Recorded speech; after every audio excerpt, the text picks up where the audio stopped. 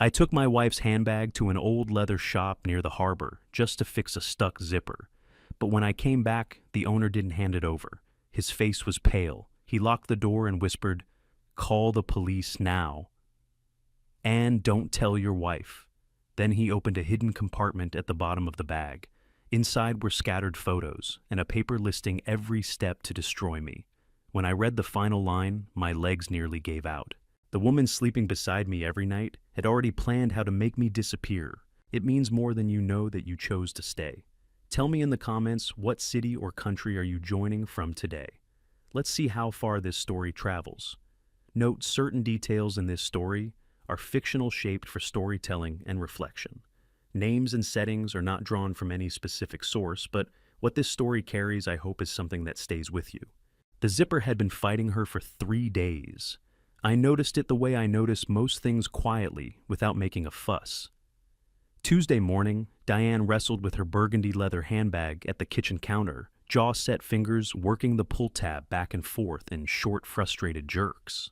Wednesday, same thing, except this time, she let out a sharp breath through her nose and shoved the bag onto the hallway shelf like it had personally offended her.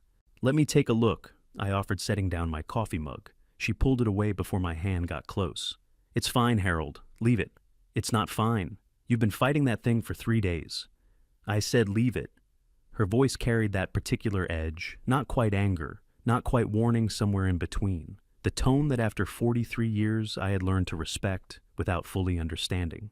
So I left it. I sat back down at the kitchen table with my coffee and the morning paper, but I wasn't reading. I was watching her from the corner of my eye, the way I used to watch a faulty valve assembly on the line, cataloging the problem, turning it over in my mind.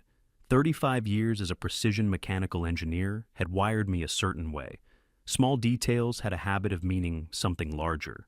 A misaligned gear tooth, a hairline fracture you could only see if the light hit it right, a zipper that wouldn't cooperate. Diane set the bag on the hallway shelf, adjusted it so the handles draped just so, and walked into the bedroom without looking back. I sat with my coffee and thought about Thomas. He hadn't called in 3 months, not unusual for a man pushing 40 with his own life in Boston, but I missed him the way you miss something you can't quite name. I thought about Claire, who lived 20 minutes away and still managed to feel like the one person in the world I could count on to answer the phone. And then I looked at that bag on the shelf and I thought, if I got the zipper fixed, Diane would come home to something that worked. A small thing.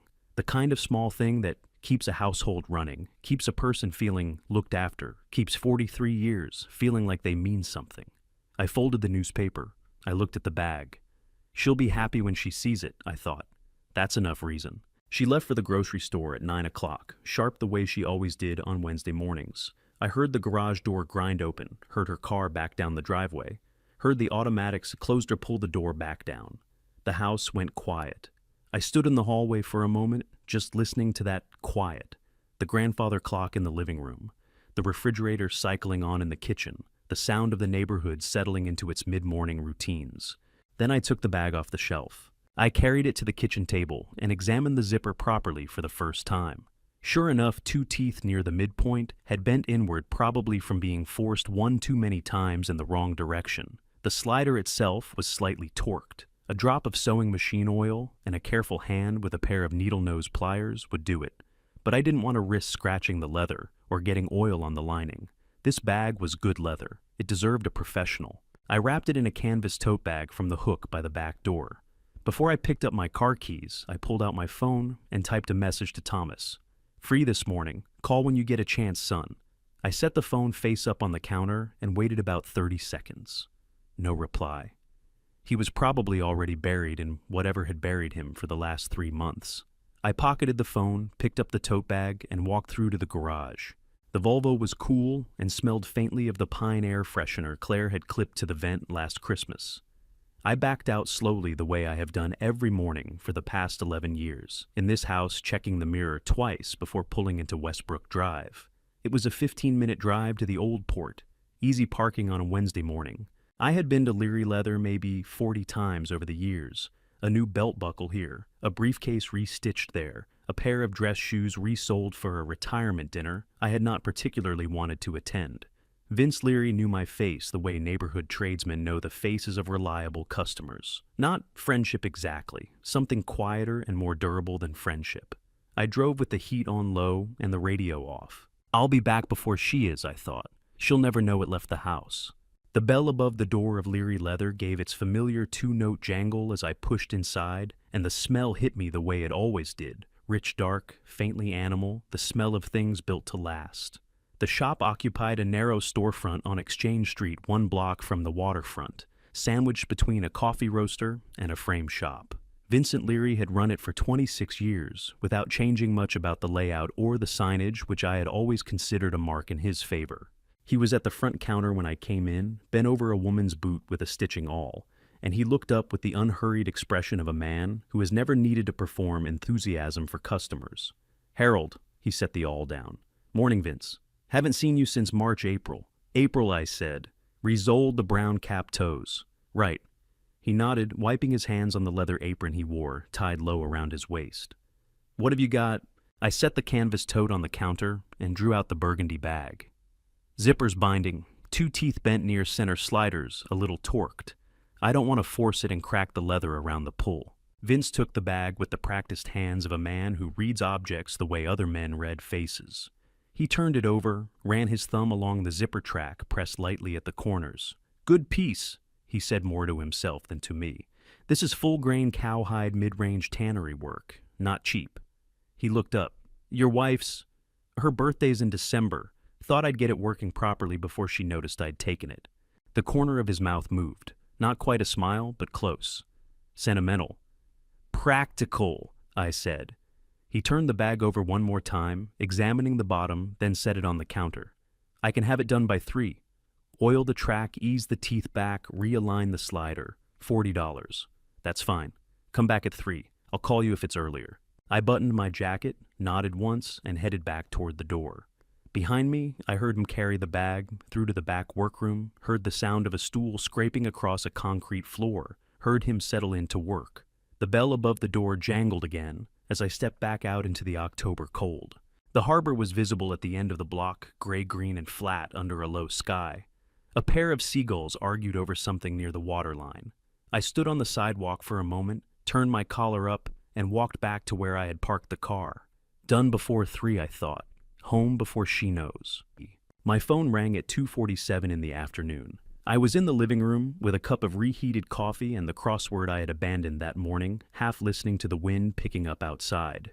Diane was upstairs. I could hear her moving around the familiar creak of the floorboard near the closet, the sound of drawers opening and closing. I looked at the screen. Vince Leary. "Harold." His voice was different, flat in a way that had nothing to do with his usual economy of words. "I need you to come back to the shop." "Everything okay with the bag?" A pause. Short, but I felt it. "Just come. Come now. Don't bring your wife." I set the crossword down on the coffee table. I looked at the ceiling at the sound of Diane moving around above me, and I kept my voice completely even. "I'll be there in 15 minutes. I told Diane I was running an errand. She didn't ask what kind. She rarely did. The bell above Leary Leather's door sounded different the second time, or maybe I was just listening to it differently. Vince was standing at the front counter when I came in, but he didn't greet me the way he had that morning. He just turned and walked toward the back workroom, and I followed him through the narrow corridor that smelled of leather conditioner and old wood, past the shelves of tools and spools of waxed thread, into the small room where he did his serious work. He had set everything on his workbench under the magnifying lamp. The burgundy bag was open, its lining turned back, the bottom panel removed and laid flat beside it, and on a clean square of brown paper arranged with a care that told me Vince had not known what else to do with them were 3 things I had not put there. 4 photographs printed on standard copy paper in full color. Diane. A man I did not recognize, mid-40s, dark jacket, the kind of unremarkable face that would disappear in any crowd. The Portland Harbor Hotel lobby in 2 of the shots. A hotel corridor in the other 2. The images were clear. There was no ambiguity about what they documented. A single sheet of paper folded in quarters, unfolded now, and smooth flat, typed in a clean small font. 12 numbered steps under the heading Transition Plan. I read the first 3 lines and felt something cold settle behind my sternum. Step 4. Establish pattern of cognitive concerns with family physician, minimum 60 days documentation. Step 9. Execute financial transfer authorization. At the bottom of the page underlined target completion, December 15th, 2025. And a small square of notepaper, handwritten 2 lines. Plan B stairs or meds, whichever comes first. I read everything twice. The room did not change. The lamp was still warm. The smell of leather was still in the air. Vince stood to my left with his arms crossed and his jaw tight, not watching me read, looking instead at the wall, giving me what privacy he could in an 8x10 room. I folded the notepaper back along its original crease. I set it down beside the photographs. I looked at the date on the transition plan. No date of creation, only the December 15th deadline, and I did the math without trying to. 9 weeks. Give or take. Harold! Vince's voice had dropped to something close to a murmur. You need to call the police. Right now. Don't go home tonight. I looked at the checklist, then the photographs, then the 2-line note with its casual handwritten mention of stairs and medication. I thought about what a single phone call to the police would produce at this moment. Diane would say the photographs were old, taken out of context. She would say the checklist was nothing, a private journal entry, a worry list, the kind of thing any spouse writes when they're frightened about their partner's health. She would say the note was a misunderstanding, and she would say it calmly with the quiet confidence of a woman who had spent considerable time thinking about exactly this kind of scenario. I had 4 photographs and a piece of paper. I needed more than that. Not yet, I said. My voice came out steady, which surprised me slightly. Not yet, Vince. He looked at me then, really looked. You understand what that says? I understand exactly what it says. Then what are you waiting for? I picked up the folded notepaper, one more time, looked at the 2 lines, set it back down. Stairs or meds, whichever comes first, written in the same handwriting that had signed 43 years of birthday cards. I'm waiting, I said, until she doesn't have a single door left to walk out of. She was already asleep when I got home, or she was pretending to be. After 43 years, I still could not always tell the difference, and that thought, which once would have seemed merely philosophical, now carried a different kind of weight. I undressed in the dark, moved to my side of the bed, lay down on top of the covers for a moment before pulling them back and getting underneath. The mattress shifted slightly with my weight.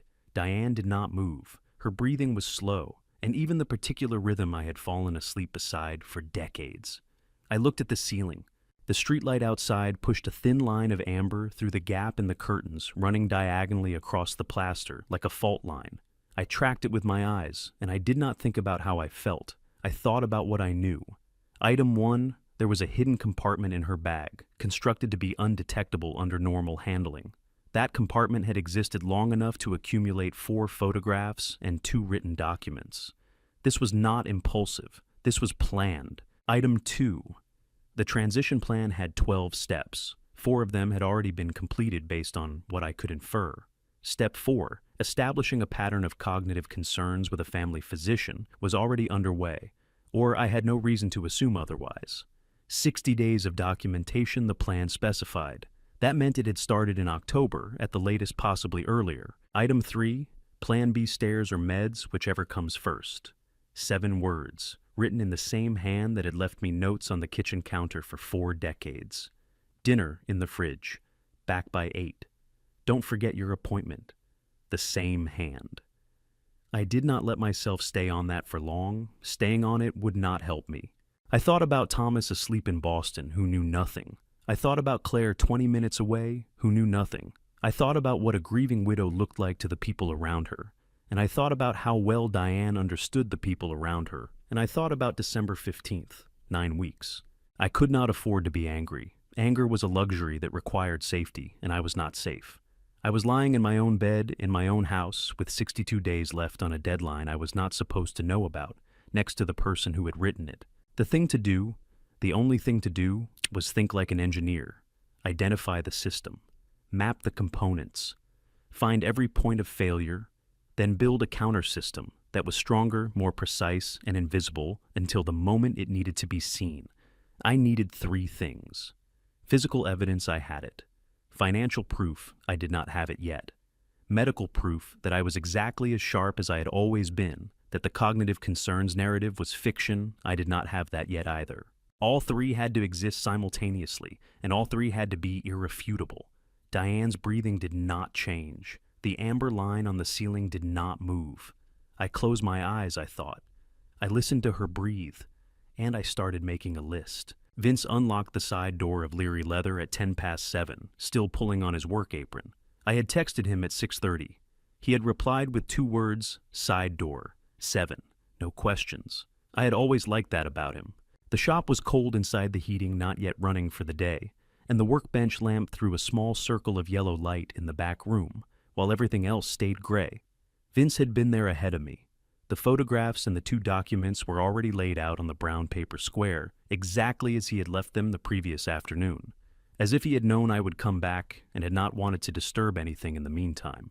Beside them was a USB drive, matte black, the kind you could buy at any drugstore for a few dollars. I photographed everything last night, Vince said. He did not sound like he had slept. Full resolution, time-stamped, it's all on there. He pushed the drive across the bench toward me. I picked it up and put it in my jacket pocket. The bag's done, he said. Zipper runs clean. I realigned the slider and worked the teeth back without any damage to the leather. He paused. It looks like nothing happened to it. That's exactly what it needs to look like. He watched me take the photographs and fold them carefully back into the original creases, watched me fold the transition plan, the same way watched me tuck the small handwritten note between them.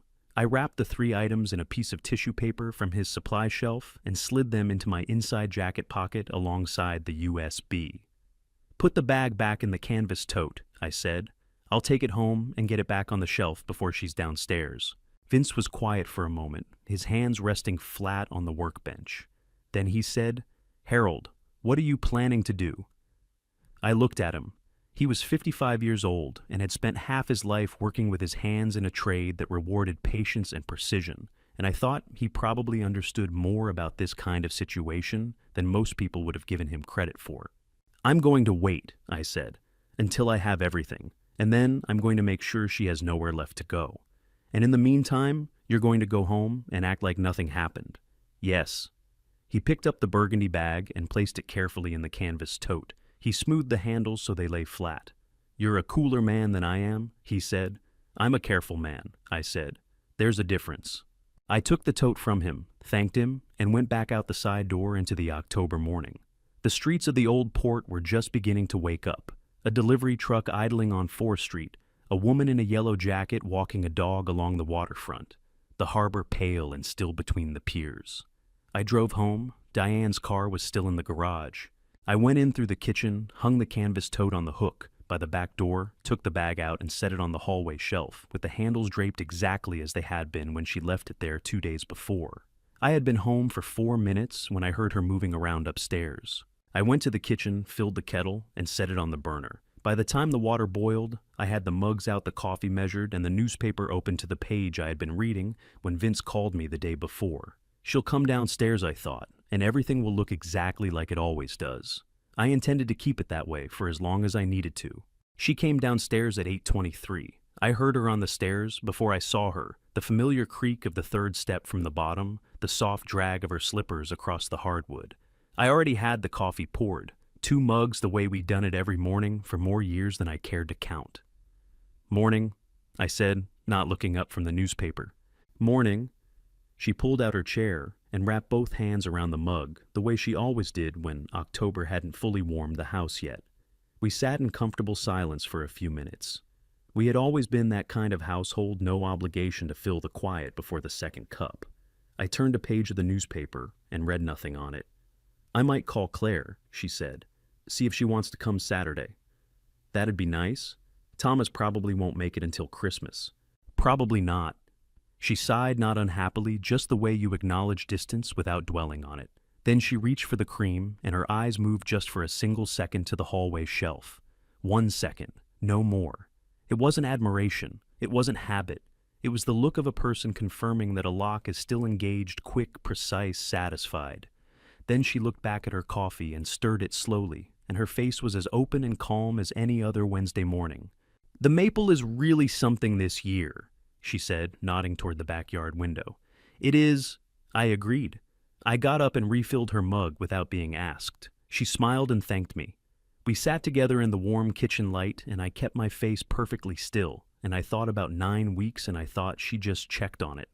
She doesn't know it's already been opened. More toast, I asked. No, I'm fine. She was looking at the maple again, genuinely pleased by it. Not yet, I told myself. Be patient. Be exactly who she expects you to be.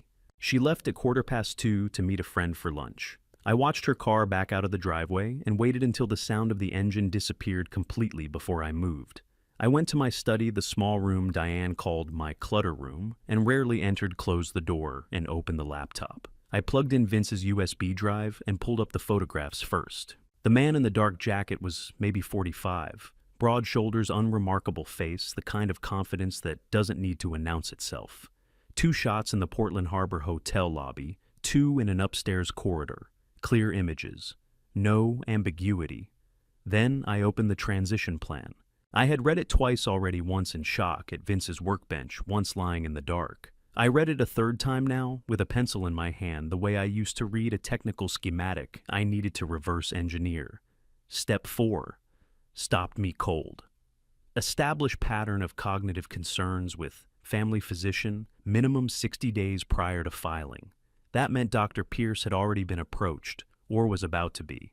I underlined it twice. Step 7. Execute durable power of attorney financial. That required my signature, or something that looked enough like it. Step 12. Final arrangement no later than December 15th, 2025. I turned to a fresh page of my legal pad and wrote 3 lines. Layer 1, physical evidence, done. Layer 2, financial proof. Need bank records, need documentation of forgery. Layer 3, medical proof, independent evaluation. Need physician not connected to Diane. At the bottom, I wrote 1 word and underlined it 3 times simultaneously. 1 layer alone could be explained away. 2 might be framed as a misunderstanding, but 3 delivered together from 3 independent sources with a paper trail that had been building for weeks. That was a structure that didn't fall when you pushed on any single wall. She has 12 steps, I thought, locking the legal pad in the fireproof box at the back of my filing cabinet. I only need 3. 2 nights later, Diane went to bed early. She said she had a headache. She kissed me on the cheek the way she always did, and I listened to her footsteps on the stairs until the bedroom door closed. I sat with my book for another hour, then went up to retrieve a novel I had left on my nightstand. That's when I noticed the vanity drawer, not fully closed, a 1/4 inch of navy blue showing at the corner. I stood very still. Diane's breathing from the bed was slow and even. I lifted the folder out and took it to the bathroom, closed the door, turned the tap on low, and opened it under the vanity light. Petition for appointment of guardian, State of Maine, probate court. In Maine, a guardianship petition asks a judge to declare someone legally incapacitated, unable to make their own decisions about health, finances, or property. Once a court grants it, that person loses the legal right to refuse medical treatment, manage their own money, or sign any document on their own behalf. The respondent listed on this form was Harold James Bennett. The form was 80% complete. Diane had filled in my date of birth, our address, the children's names. The section describing my alleged incapacity cited progressive memory impairment, impaired judgment, and inability to manage financial affairs. 3 careful paragraphs written by someone who had thought hard about what a judge would find credible. 2 lines remained blank. 1 required a physician's signature. 1 required a filing date. Clipped inside the cover was a business card, Martin Klein, Esquire.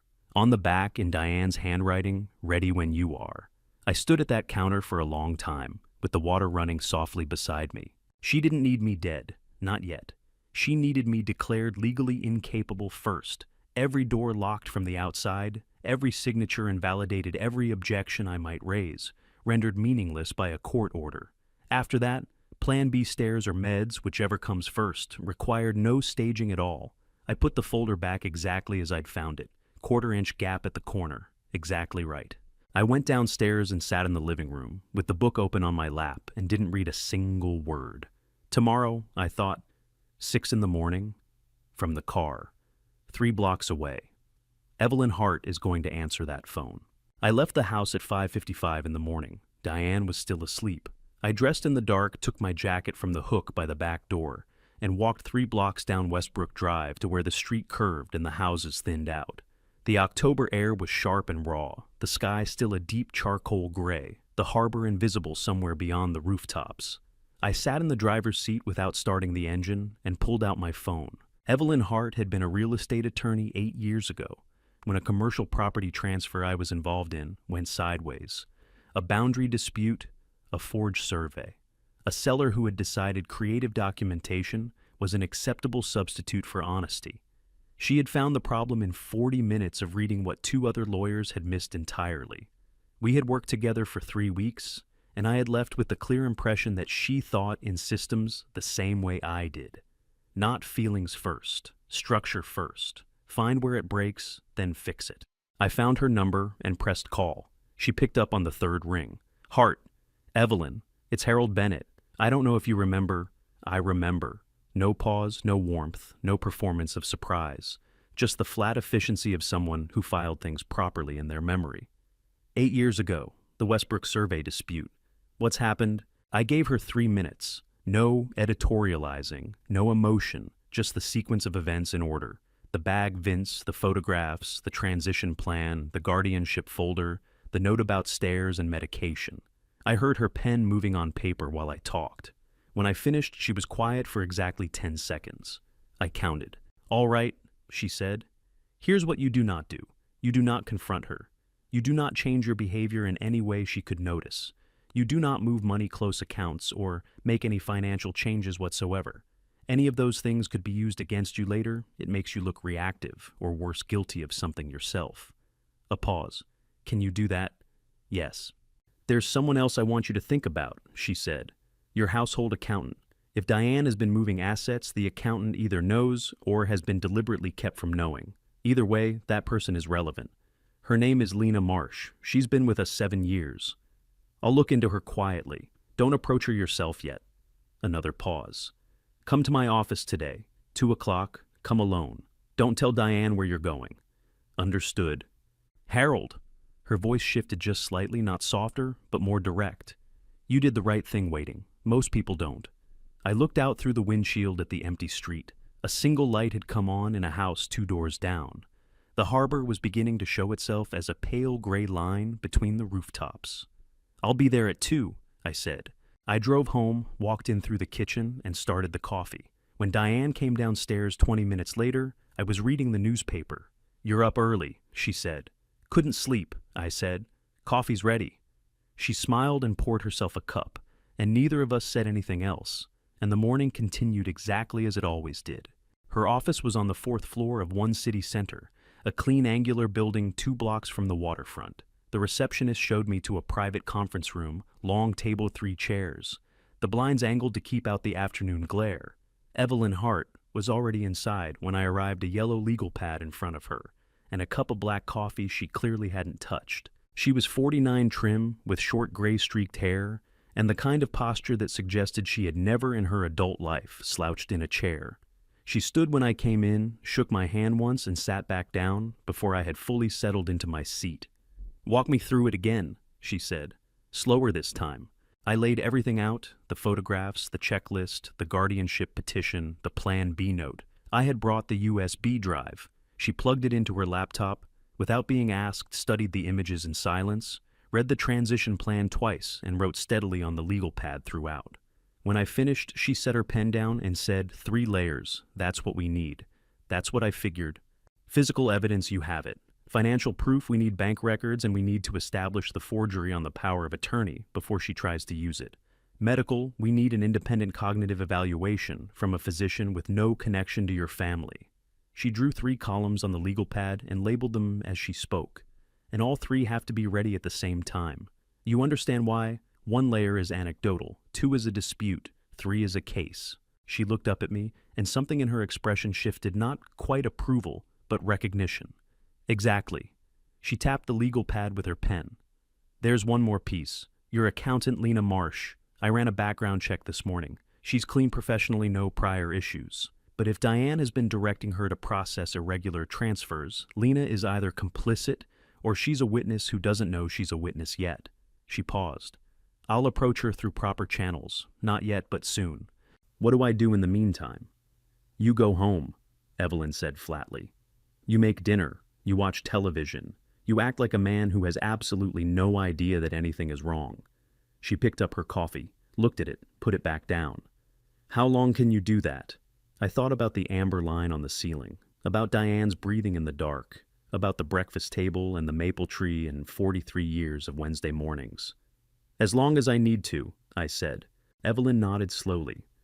Then we have a chance. I stood to leave. At the door I turned back. How long do we have? She glanced at the transition plan on her screen. December 15th was visible at the bottom of the page. 5 weeks, she said. Maybe 6 if she runs into delays. A beat. So, let's not have delays on our end. It started on a Sunday. Small things, quiet things, the kind that leave no mark. We were at the breakfast table when Diane set her mug down and said with a look of gentle concern that was almost perfectly constructed, "Did you remember where you put the car keys last night? You were looking for them for a while." I had not been looking for them. I knew exactly where the keys were on the hook by the back door where they had lived for 11 years. I had put them there myself at 7:15 the previous evening. Found them fine, I said, turning a page of the newspaper. Oh, good. She stirred her coffee. I just worry sometimes. You've seemed a little scattered lately. I said nothing. I kept my eyes on the page. 2 days later, over dinner. I already told you about Sharon's appointment, Harold, last Tuesday. Don't you remember? She had not told me. I was certain of it.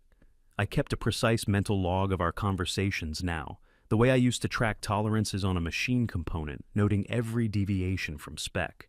She had not mentioned Sharon's appointment on Tuesday or any other day. Must have slipped by me, I said, and picked up my fork. She reached across and touched my hand, soft, concerned. I just think maybe we should talk to Dr. Pierce. Just a checkup, nothing serious. I looked at her hand on mine. Sure, I said, whatever you think. That night, I sat at my desk with the door closed and wrote it all down. Date, time, exact words, context. Every entry in my own handwriting time-stamped on my phone as a backup. A record she didn't know existed of conversations she thought would dissolve into the ordinary fog of daily life. She was building a version of me, forgetful, uncertain, a man who needed managing. I was building a different record entirely. She's writing me out, I thought, closing the notebook. So I'm going to make sure there's another version of the story, one she can't edit. Diane had yoga every Monday morning from 9:30 to 11. She had kept that schedule without exception for 6 years, which meant I had a 90-minute window, reliable, predictable, and wide enough to work with. I had learned over the past 2 weeks to think about her schedule the way I used to think about maintenance windows on a production line. Every gap was an opportunity. Every predictable absence was a door left open. I left the house at 9:45 and drove to First Harbor Bank on Middle Street. The branch was quiet on a Monday morning, a teller helping an elderly woman near the door, a young man at the far counter filling out deposit slips, the low hum of climate control overhead. I didn't go to a teller. I went to the receptionist near the back and said I needed to speak with someone in fraud prevention, not customer service. Fraud prevention specifically. She gave me a look that was professionally neutral and asked me to wait. Maya Collins came out 4 minutes later. She was 41, with close-cropped natural hair, and the kind of composed, unhurried manner that suggested she had heard most things before and found very few of them surprising. She shook my hand, introduced herself by name and title, Fraud Prevention Specialist, and showed me to a small private office off the main floor. "What can I help you with, Mr. Bennett?" she asked, settling into her chair with a notepad ready. "I have a joint savings account here with my wife," I said. "I have reason to believe there have been unauthorized transactions on that account. I'd like to review the activity for the past 12 months. She typed without looking at the keyboard. "I can pull that up. Can I ask what specifically concerns you? I believe my signature may have been forged on an authorization document." She stopped typing, looked at me directly for the first time. "All right," she said, and her voice had shifted, still professional, but with a new quality of attention underneath it. "I'm going to need you to come back Wednesday. Bring a valid ID and any original signed documents you have from before this year, something we can use as a baseline comparison." She paused. "Can you do that?" "Wednesday at 2, I said. "I'll be here." She walked me back to the lobby, shook my hand again, and said nothing further. I was out the door at 10:43. Diane's yoga class ended at 11. I drove home, parked in the garage, and was sitting in my chair with the newspaper when I heard her car in the driveway 17 minutes later. "How was class?" I called from the living room. "Good," she said, dropping her bag by the door. "Instructor tried a new sequence. My shoulders are going to hate me tomorrow. There's coffee if you want it." "You're a good man, Harold Bennett." She said it lightly, the way you say something you've said 100 times before, moving through the kitchen without stopping. I looked at the newspaper in my hands and said nothing.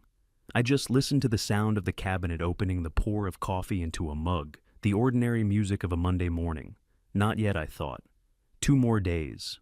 Maya had the records ready when I arrived Wednesday at 2 o'clock sharp. The private office felt smaller in the afternoon, the light coming in, flat and gray, through the half-open blinds. She had 2 documents on the desk, each one sealed in a clear protective sleeve, and she had turned her monitor so I could see the screen from my side of the desk.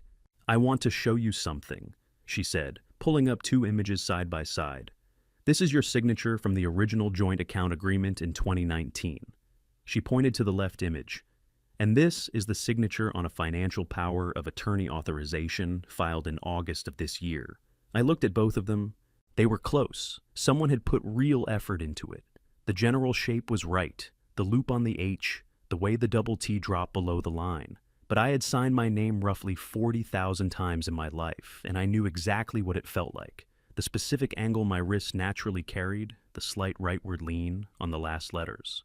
The 2025 signature leaned differently, by maybe 3 degrees, consistent through the entire signature, which meant it wasn't random variation.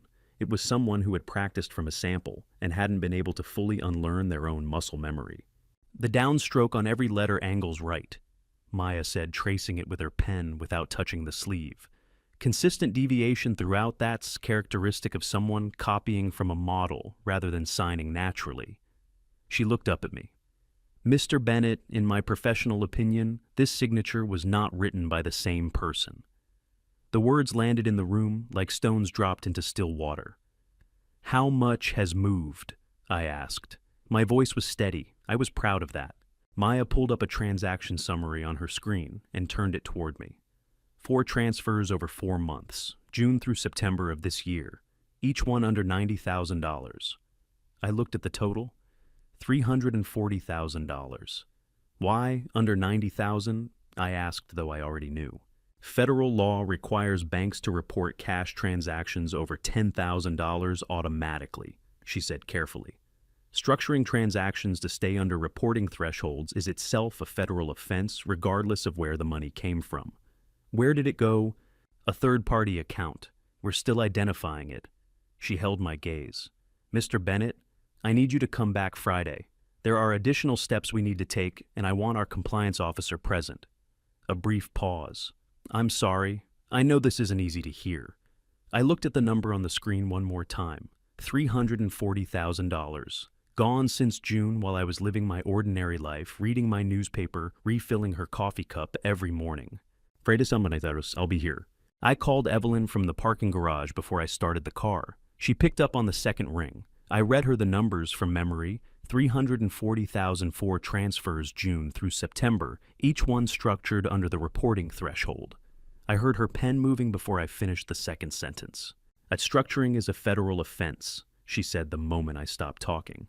"Bank Secrecy Act. Even if the underlying money was legitimately hers, deliberately breaking up transfers to avoid automatic reporting is a crime in itself." A pause. "This is good, Harold. This is layer 2 taking shape." "There's more," I said. The signature on the power of attorney authorization, Maya Collins, confirmed it's a forgery. Consistent deviation, practiced copy, not my natural hand.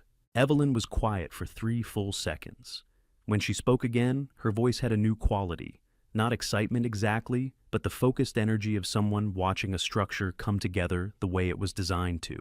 "Forgery on a power of attorney document is a Class C felony in Maine," she said. "That's up to 5 years. Combined with the structuring charges, we're no longer talking about a civil dispute." Another pause. "I'm calling Maya Collins this afternoon. We need a soft freeze on that account, not a full block, not yet. We want Diane to be able to attempt another transaction. We need to catch her in motion." "What does a soft freeze do exactly?" Any transaction over $5,000 gets flagged and held for 48 hours before it clears. Maya notifies us before the money moves. Her voice was flat and precise. Diane won't see any change from her end. She'll think everything is normal, but the next time she tries to move money, we'll know about it before it leaves. I sat in the parking garage and looked at the concrete wall in front of me, the low buzz of the overhead fluorescent light, the smell of cold exhaust and motor oil. "She's going to try again," I said.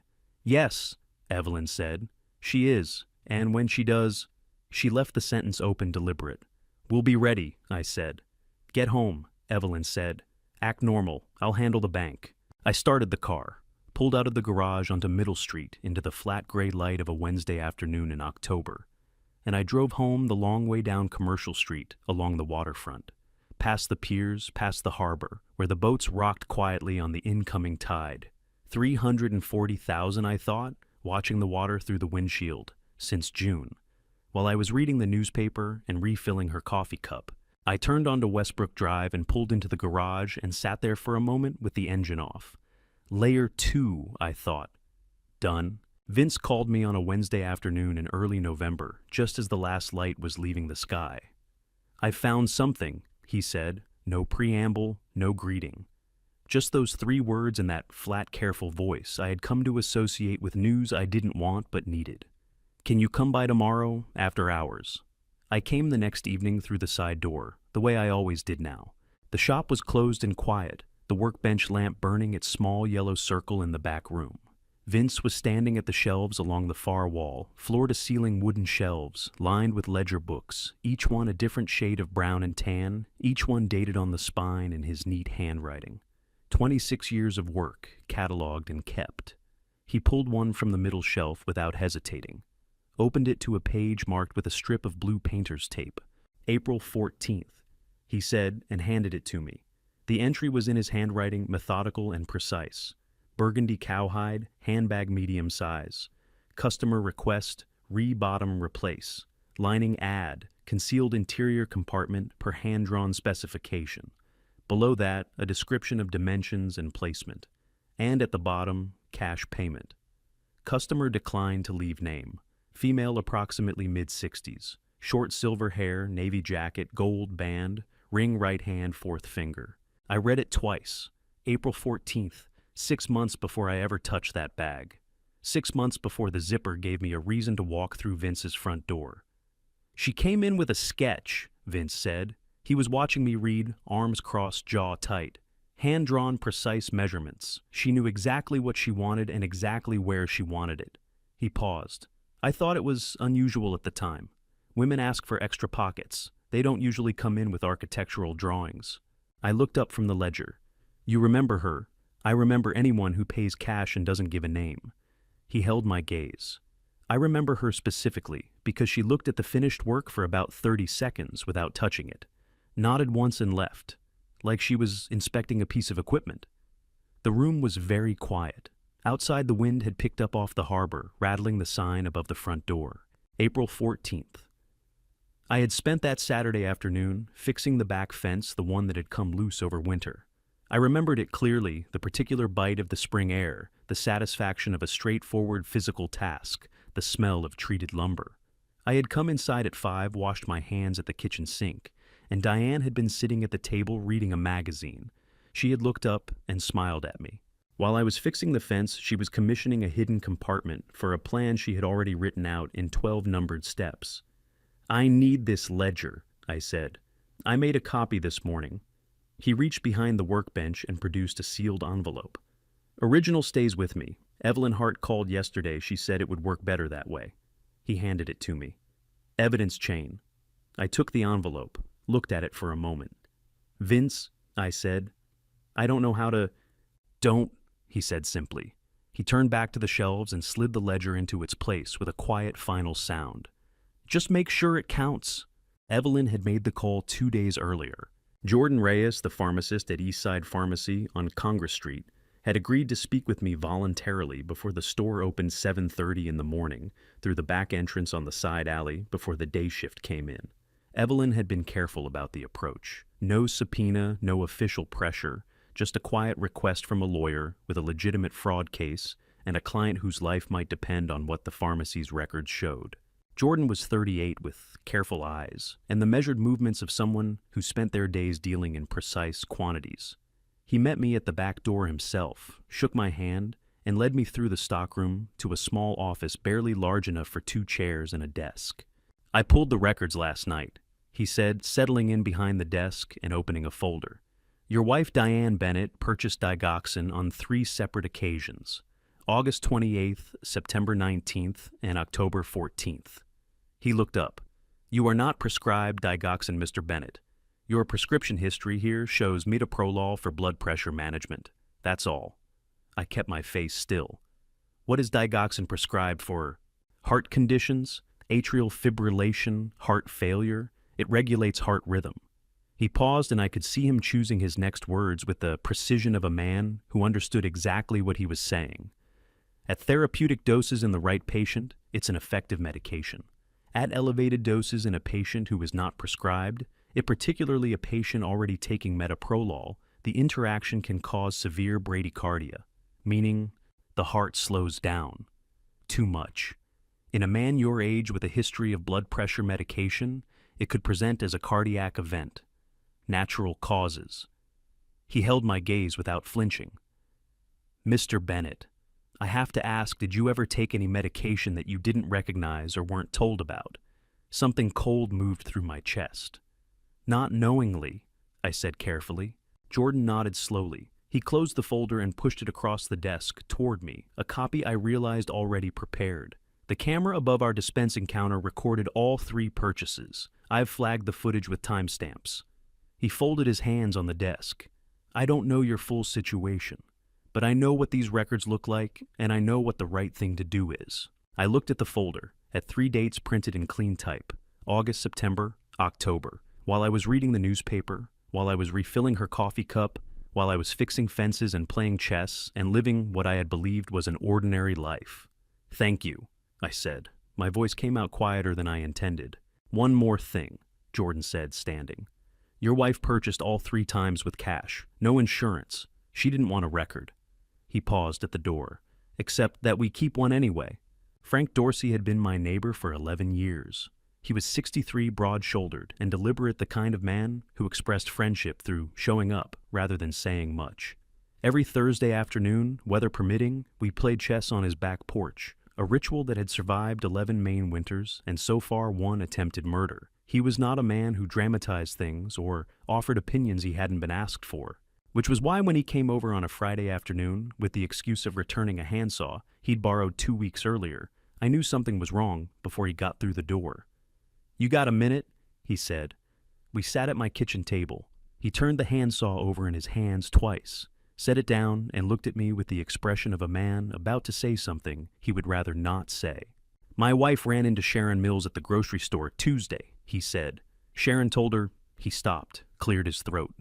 "She told her that you'd been having serious memory problems, that you'd gotten lost driving home from the hardware store last month, that Diane was worried and was trying to figure out what to do." He looked up. "She said it like it was just known, like everyone already knew." I looked at him steadily. "Frank, when did we last play chess?" "Last Thursday." "Who won?" A pause, then reluctantly a small smile. "You did. 3 games in under 40 minutes each." "Did I seem confused to you?" "No," he said flatly and without hesitation. "You seemed like you were enjoying yourself." He was quiet for a moment. "That's why I came over, because it didn't add up." I leaned forward slightly. "I need to ask you something, and I need you to think about it carefully before you answer. I need you to think back over the last month, every time we've talked, every time you've seen me come and go, every game we've played. I need you to write it down. Dates, times, what you observed, as specific as you can be." Frank studied me for a long moment, the way a careful man studies something he doesn't fully understand, but is deciding whether to trust. "That this is serious," he said. "It wasn't a question." "Yes," I said. "It is." He picked up the handsaw from the table and stood. "I'll have something for you by Sunday," he said. Then, at the door, "Harold, whatever's going on, you're not confused. I'd stake my own memory on it." He left without waiting for an answer. I stood at the kitchen window and watched him cross the yard. His footsteps deliberate on the frost-hardened grass, and I thought, she's not just writing me out of my own life. She's recruiting the neighborhood to hold the pen. Evelyn had asked me to go back further. After the bank confirmed the 4 transfers from June through September, she wanted me to pull every transaction record I could access going back 3 years. Look for patterns, she had said. Unusual deposits, irregular timing, anything that doesn't fit the ordinary rhythm of household spending.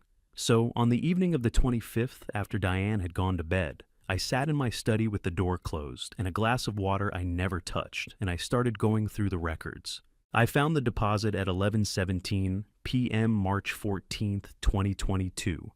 $50,000. Wire transfer into a personal account Diane maintained separately.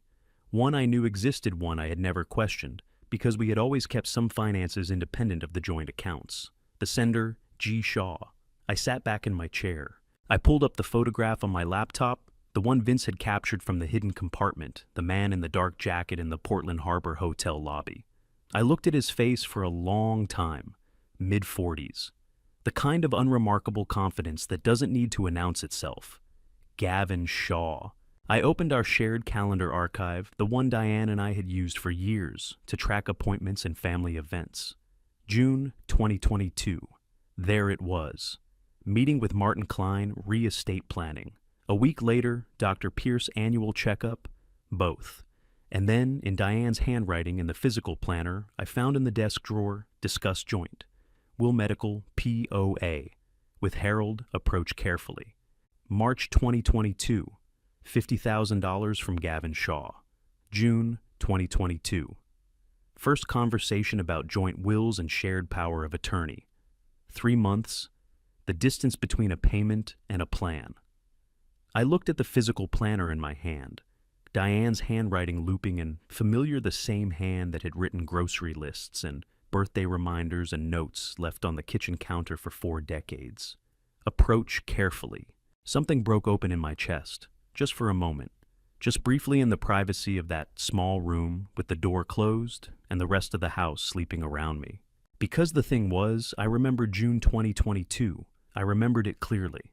We had sat on the back porch on a Sunday evening, the air warm and smelling of cut grass, and Diane had said very gently that she had been thinking about getting their affairs properly in order, that it was just practical at their age, that she wanted to make sure they were taking care of each other. I had thought it was love. I had squeezed her hand and said that sounded like a good idea. I sat with that for a long time. The room was very quiet. The clock on the desk moved through 11:30 and toward midnight. Then I put the planner down. I put the photograph down. I picked up my pen and wrote the date and the amount and the name at the top of a fresh page of the legal pad, and I drew a line connecting it to June, and I kept working. Feel it later, I told myself. Right now, write it down.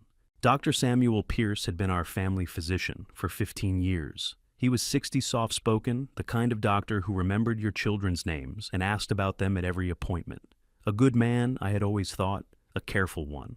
Which was why when he arrived at our house on the afternoon of November 26th at Diane's invitation, a house call, something he rarely did, I watched him set his bag down in our living room and felt something close to grief. Because he was here to help her build the file. "Harold, it's good to see you," he said, settling into the armchair across from the sofa where I sat. His folder was open on his knee. Diane sat beside him, not quite next to him, close enough to prompt. "You too, Sam," I said. He asked his first question with the careful casualness of a man who had rehearsed it. "How have you been feeling lately? Any trouble with concentration, keeping track of things?" "No more than usual for someone who reads 3 books at once," I said. He smiled, made a note. "Any moments of confusion, difficulty remembering recent events? What specifically would qualify as a recent event?" He paused, just slightly. "Well, for example, do you remember what you had for dinner 2 nights ago?" "Grilled salmon, roasted potatoes, a glass of Pinot Gris. Diane made the salmon. I did the potatoes.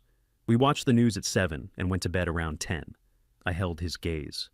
"Would you like last Tuesday as well?" Diane shifted in her seat. "Harold, he's just asking standard questions." "I understand that," I said pleasantly. "I'm curious which standard. Are you using the MMSE or the MOCA? Because the question sets are quite different.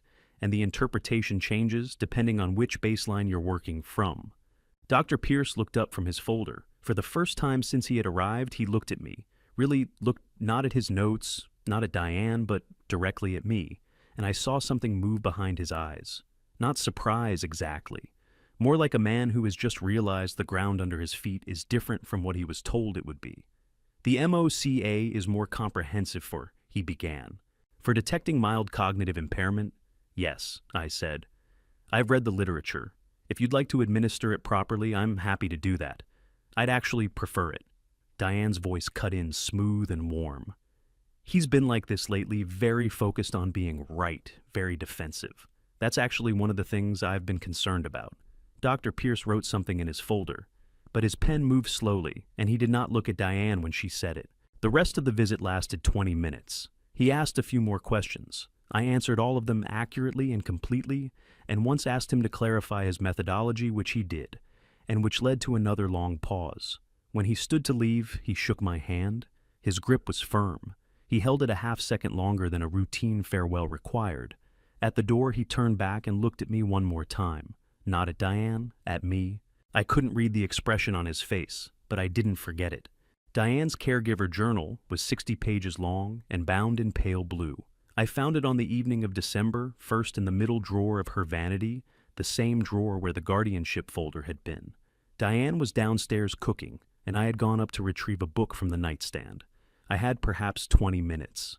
I carried the journal to the bathroom, closed the door, turned on the tap the way I always did, and opened it on the counter under the light. The entries were dated and precise. November 3rd, HH forgot to lock front door again, had to remind him twice. November 8th, H couldn't recall dinner from 2 nights ago when I mentioned it. November 15th, H seemed confused about his medications, asked me which ones he was supposed to take. I read each one carefully. Then I took out my phone and opened my own notes. The log I had been keeping since October, every entry time stamped automatically by the app. November 3rd, I had been at Frank Dorsey's house from 1:45 until 7:10 in the evening. I had locked the front door at 1:38. I had a photograph, a selfie Frank and I had taken on his porch at 2:03 p.m. with a visible timestamp, November 8th. I had made the dinner in question myself. I had the grocery receipt on my phone, time-stamped 4:47 p.m. November 6th. I remembered the meal precisely because I had tried a new spice combination on the chicken. November 15th. I had not been confused about my medications. I had in fact questioned Diane when she placed an unfamiliar pill beside my glass, and she had said Dr. Pierce had called it in.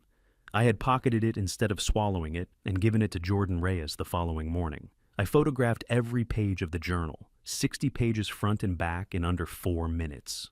I put it back in the drawer, walked out of the bathroom, and went to the nightstand for my book. From downstairs, Diane's voice floated up, warm and unhurried.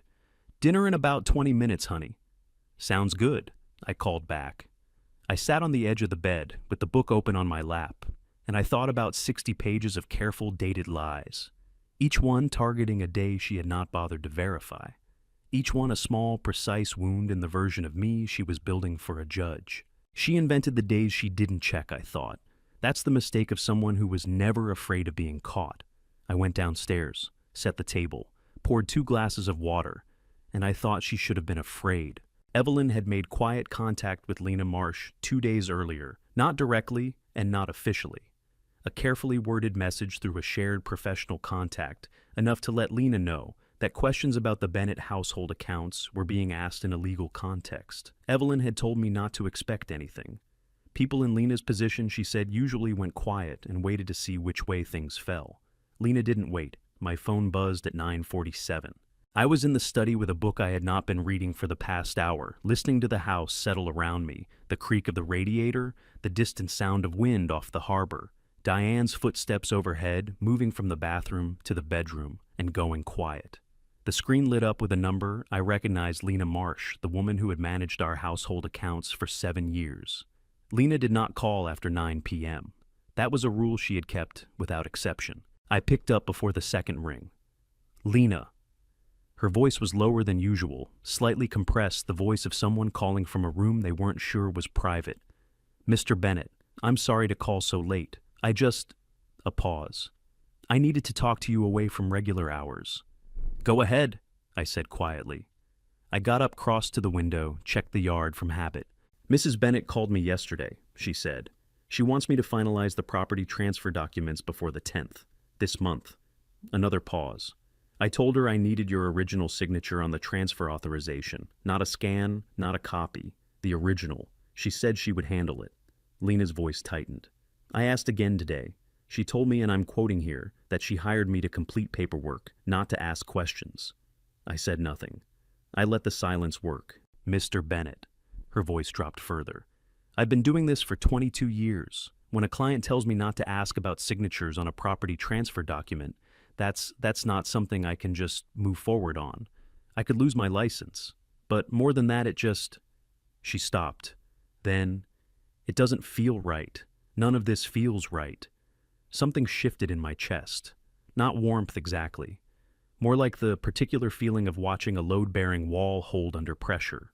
Lena, I said carefully, I need you to do two things. First, do not finalize any document that doesn't have my original in-person signature.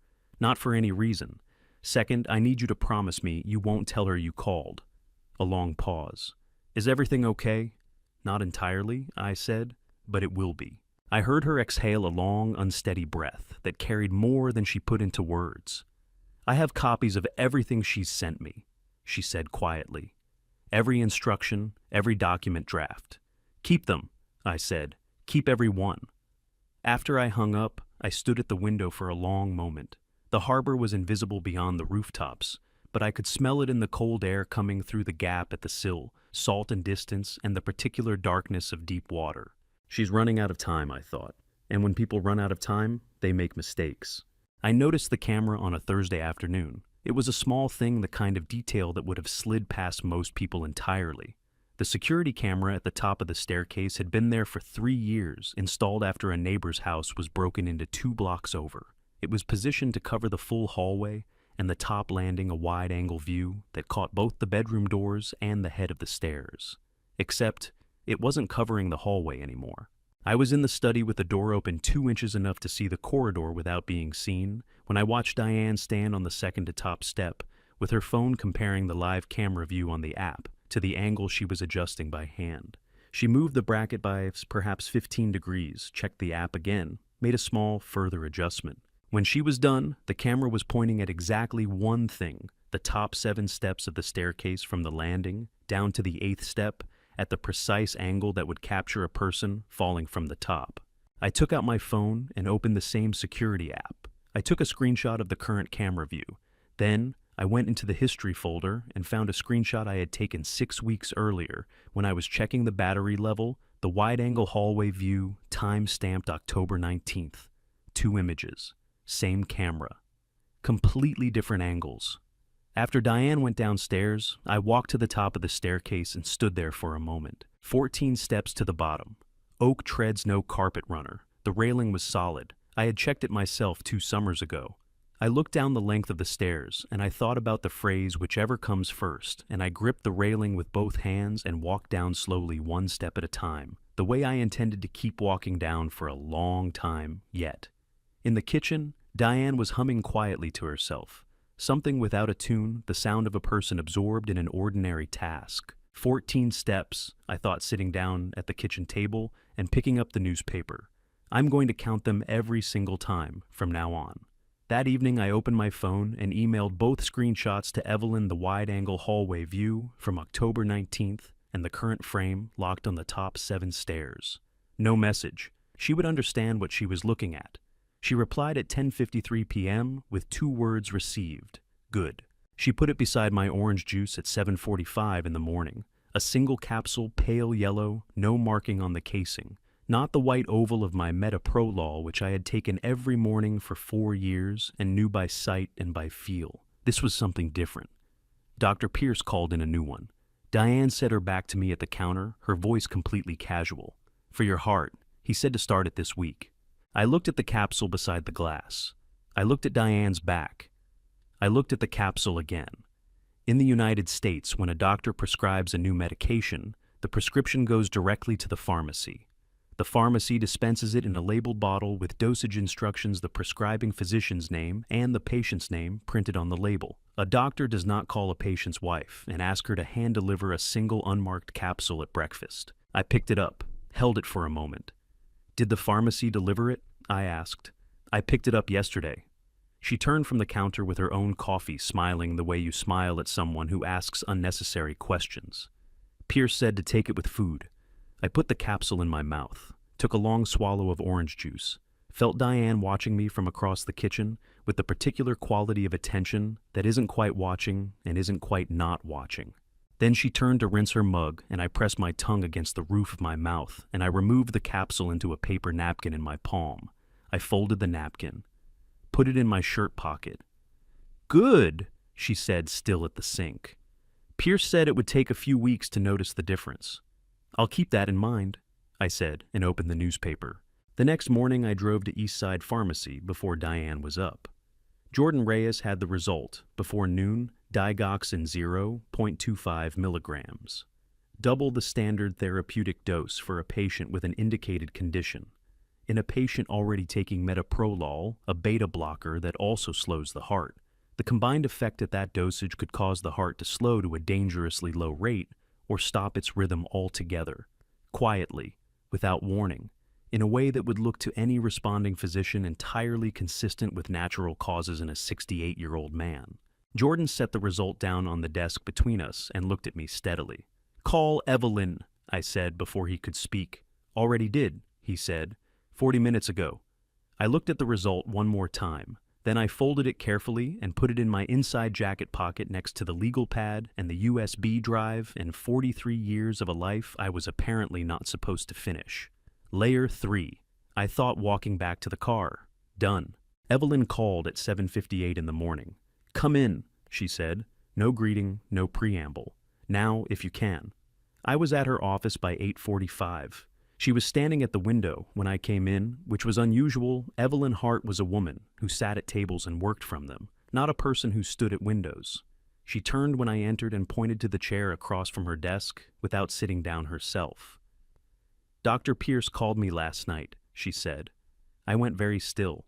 "He found my number through the Bar Association directory." She finally sat, picked up her pen, set it down again, the closest thing to restlessness I had ever seen from her. "He said he was asked to create a medical record establishing a pattern of cognitive decline in a patient he has known for 15 years. He said he met with that patient recently and found no evidence of cognitive decline whatsoever." She looked at me directly. "He said he was not comfortable with what he had been asked to do, and he wanted the patient to know." The room was quiet for a long moment. "He didn't know you were already my client," Evelyn continued. "He just wanted to reach whoever was protecting you." She paused. "He's already contacted Dr. Nora Whitman at Maine Medical Center. She's a neurologist, independent, no prior relationship with your family. He asked her to conduct a proper evaluation." Another pause. "He also said he intends to file a voluntary report with the Maine Board of Licensure in Medicine, acknowledging that he allowed himself to be guided by a family member in creating documentation that he now believes was not medically justified." I sat with that for a moment. In 26 years of working with precision machinery, I had watched components fail and components hold. The ones that held under pressure were always the ones you hadn't designed into the load-bearing structure, the unexpected redundancies, the parts that weren't supposed to matter, but did. "He's doing the right thing," I said finally. "He is," Evelyn said. "Late, but he is." She opened the folder on her desk. "He's also providing a written statement that Diane Bennett initiated contact with him in September, and specifically requested documentation of memory concerns. That's conspiracy to commit fraud on the court." She looked up. "Harold, this changes the shape of everything." I thought about the look on Dr. Pierce's face at my front door 3 weeks ago, the held handshake, the glance back that I couldn't read. He had been trying to tell me something. He just hadn't found the words yet. "When can I see Dr. Whitman?" I asked. "Wednesday," Evelyn said. 10 o'clock, bring Claire." Dr. Nora Whitman's office was on the 3rd floor of Maine Medical Center, with windows that faced east and let in the flat winter light without apology. She was 52, with reading glasses pushed up into gray-streaked hair, and the particular stillness of someone who had spent decades listening carefully. She shook my hand, then Claire's, and showed us both to chairs before sitting across from us with a clean legal pad and no folder from anyone else's office. "I want to be clear about something before we begin," she said. "I have not reviewed any prior documentation about Mr. Bennett. I asked Dr. Pierce specifically not to send me anything. I want a clean baseline." She looked at me steadily. "Is that acceptable to you?" "More than acceptable," I said. The assessment took 90 minutes. She administered the MOCA first 30 points covering short-term memory, visuospatial ability, executive function, attention language, and orientation, then a modified version of the MMSE, then 40 minutes of clinical interview, during which she asked about my engineering career, my daily routines, my reading habits, and my opinion on a recent article about infrastructure decay in New England cities, which I had in fact read, and which led to a 15-minute conversation that she periodically interrupted with a quiet note on her legal pad. Claire sat in the corner chair without speaking. She watched her father answer every question with the focused, unhurried precision of a man who had spent 35 years reading technical schematics and trusted his own mind completely. Halfway through the clinical interview, I noticed her quietly fold her hands in her lap, the way a person does when something they were bracing for doesn't happen. When Dr. Whitman finished, she set her pen down and looked at me directly. "Mr. Bennett," she said, "your cognitive function is fully intact. Short-term and long-term memory are within normal range for a healthy 68-year-old. Executive function is notably strong. There is no evidence of any cognitive decline that would warrant further evaluation, let alone legal intervention." She picked up her pen again and signed the bottom of the 4th page of her report. "I'll have the full written assessment to your attorney by end of day." The room was very quiet. "Thank you," I said. She handed me a copy across the desk. 4 pages signed, dated the Maine Medical Center letterhead across the top. "Mr. Bennett," she said, as Claire and I stood to leave. Her voice had shifted slightly, still professional, but with something else underneath. Something that sounded like carefully restrained anger on my behalf. "No one should have to come here to prove they're themselves." I held the door open for Claire. "No," I agreed. "They shouldn't."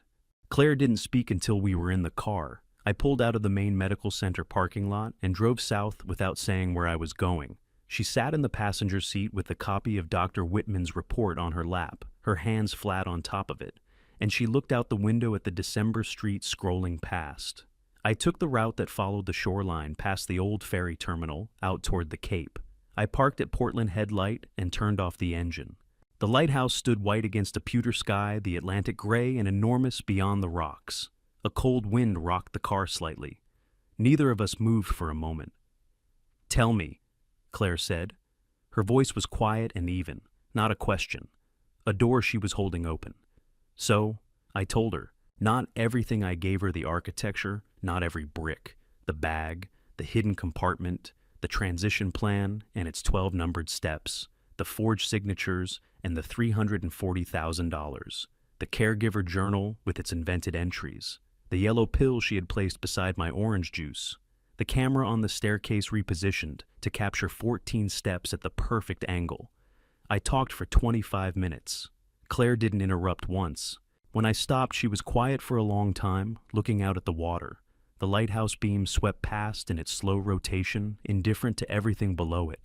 "How long have you known?" she finally asked. "Since October 8th. 2 months?" It wasn't accusation, just the weight of it measured out loud. I needed enough that she couldn't walk away from it, I said. 1 piece wasn't enough. 2 pieces wasn't enough. I needed all 3 layers simultaneously, or she'd find a way to explain it. Claire turned and looked at me. Her eyes were dry, but something in her face had changed, a settling like a structure that has just found its true load-bearing position. "What do you need me to do?" she asked. "1 thing," I said. "Come to the family meeting Saturday, and don't sign anything. Whatever she puts in front of you, whatever anyone in that room says, don't sign a single page." Claire held my gaze for a long moment.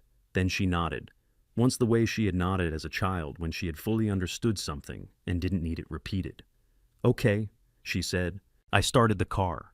The lighthouse kept its slow, steady rotation behind us as I pulled back onto the road. And I thought about Saturday and about 3 folders sitting in Evelyn Hart's office, and about a woman who had spent 3 years building a plan she believed was invisible. She almost was right, I thought. Almost. I had not called Thomas. I had made that decision deliberately, and I had sat with it long enough to be certain of it. If he came down from Boston carrying his anger, and he would, because he was his father's son, he would walk into that room on Saturday and say something that gave Diane exactly the opening she needed, a confrontation she could reframe. A son defending his father in a way that looked to Sharon Mills and Rick Hollis like the behavior of a troubled family closing ranks. I needed the room to be quiet until the folders hit the table. Thomas would understand that, eventually. This was 10 days earlier, Wednesday the 3rd of December, before the yellow pill, before Dr. Whitman, before Claire stood at the edge of the Atlantic and said, okay, with the full weight of what that word meant. Evelyn had called it our third meeting. I thought of it as the moment the plan stopped being a defense and became something else entirely. Her conference room had 3 folders on the table when I arrived, one red one, green, one yellow, arranged in a row with the precision of someone who had been thinking about this for a long time. Sit down, she said. I want to show you something. She opened the red folder first. Physical evidence, the photographs from the hidden compartment, the transition plan, the Plan B note, Vince Leary's ledger entry from April 14th establishing premeditation, the camera photographs before and after. She closed it and moved to the green. Financial. Maya Collins' report on the forged signature, the 4 structured transfers totaling $340,000. Lena Marsh's copies of every document Diane sent her, including the transfer authorization she refused to process without your original signature. She closed the green folder and opened the yellow. Medical. Jordan's pharmaceutical records and the camera footage from all 3 digoxin purchases. The test result from the capsule you didn't swallow, Dr. Pierce's voluntary statement, and she tapped the yellow folder. We're waiting on Dr. Whitman's independent evaluation. I looked at the 3 folders. And the sequence matters, Evelyn said, sitting down across from me. Red goes down first. It raises the question, is there an intent to harm? Green goes second. It proves the harm has already been occurring. Money is gone. Signatures have been forged. Yellow goes last. She paused. Because yellow removes every remaining defense she has. She cannot say you're confused. She cannot say you misunderstood. She cannot say the financial activity was authorized. She looked at me steadily. But the folders don't matter if she doesn't incriminate herself. We need her to say something that only the architect of this plan would know. She will, I said. When she's cornered, she explains. She's always explained. It's what she does when she believes she's the smartest person in the room. Evelyn held my gaze for a long moment. Are you certain? I thought about 43 years of Wednesday mornings and back porch conversations and a woman who had never once in my memory allowed a misunderstanding to stand uncorrected. I know her, I said. That's the one thing in all of this I'm certain of. Evelyn picked up her pen. Then we wait for her to call the meeting. She will, it's step 11 on her checklist. She wrote something on her legal pad. When she does, you text me one word. I'll be in my car on your street by 1:30. She looked up. And Harold, no matter what happens in that room, do not confront her before the folders are on the table. Not one word. Not one look she can read. I nodded. Outside, the December wind drove a scattering of dry snow against the office window. She'll call the meeting, I thought, pulling on my jacket.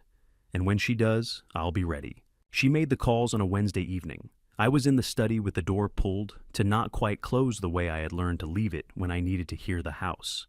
Diane's footsteps moved upstairs, the familiar creak of the bedroom floorboard, and then her voice lower than usual, the careful quiet of a person who believes the walls are thicker than they are. I moved to the hallway and stood still. The first call, Rick Hollis, her cousin, a loud and physical presence I had always found exhausting. I heard his name, heard Diane say, Saturday 2 o'clock, the house heard the particular warmth she reserved for people she was managing. It's important, she said. Family matters. I need you there. The second call, Sharon Mills, her oldest friend, the woman who had been spreading quiet stories about my memory through the neighborhood for 3 weeks. Sharon, I need a favor. Just come Saturday. You'll understand when you're here. A pause. Then a third call, shorter, more businesslike. Martin Klein, the lawyer. Martin, Saturday afternoon? Yes, I think we'll be ready. Another pause. Come at 3:30. I want the initial conversation done before you arrive. I walked back to the study, sat down, picked up my phone, and typed a text to Evelyn Saturday the 13th.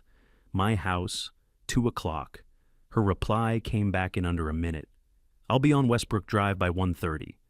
Text me when you need me inside. Everything is ready." I set the phone down on the desk and sat with the silence of the house for a long moment. Diane's voice had gone quiet upstairs.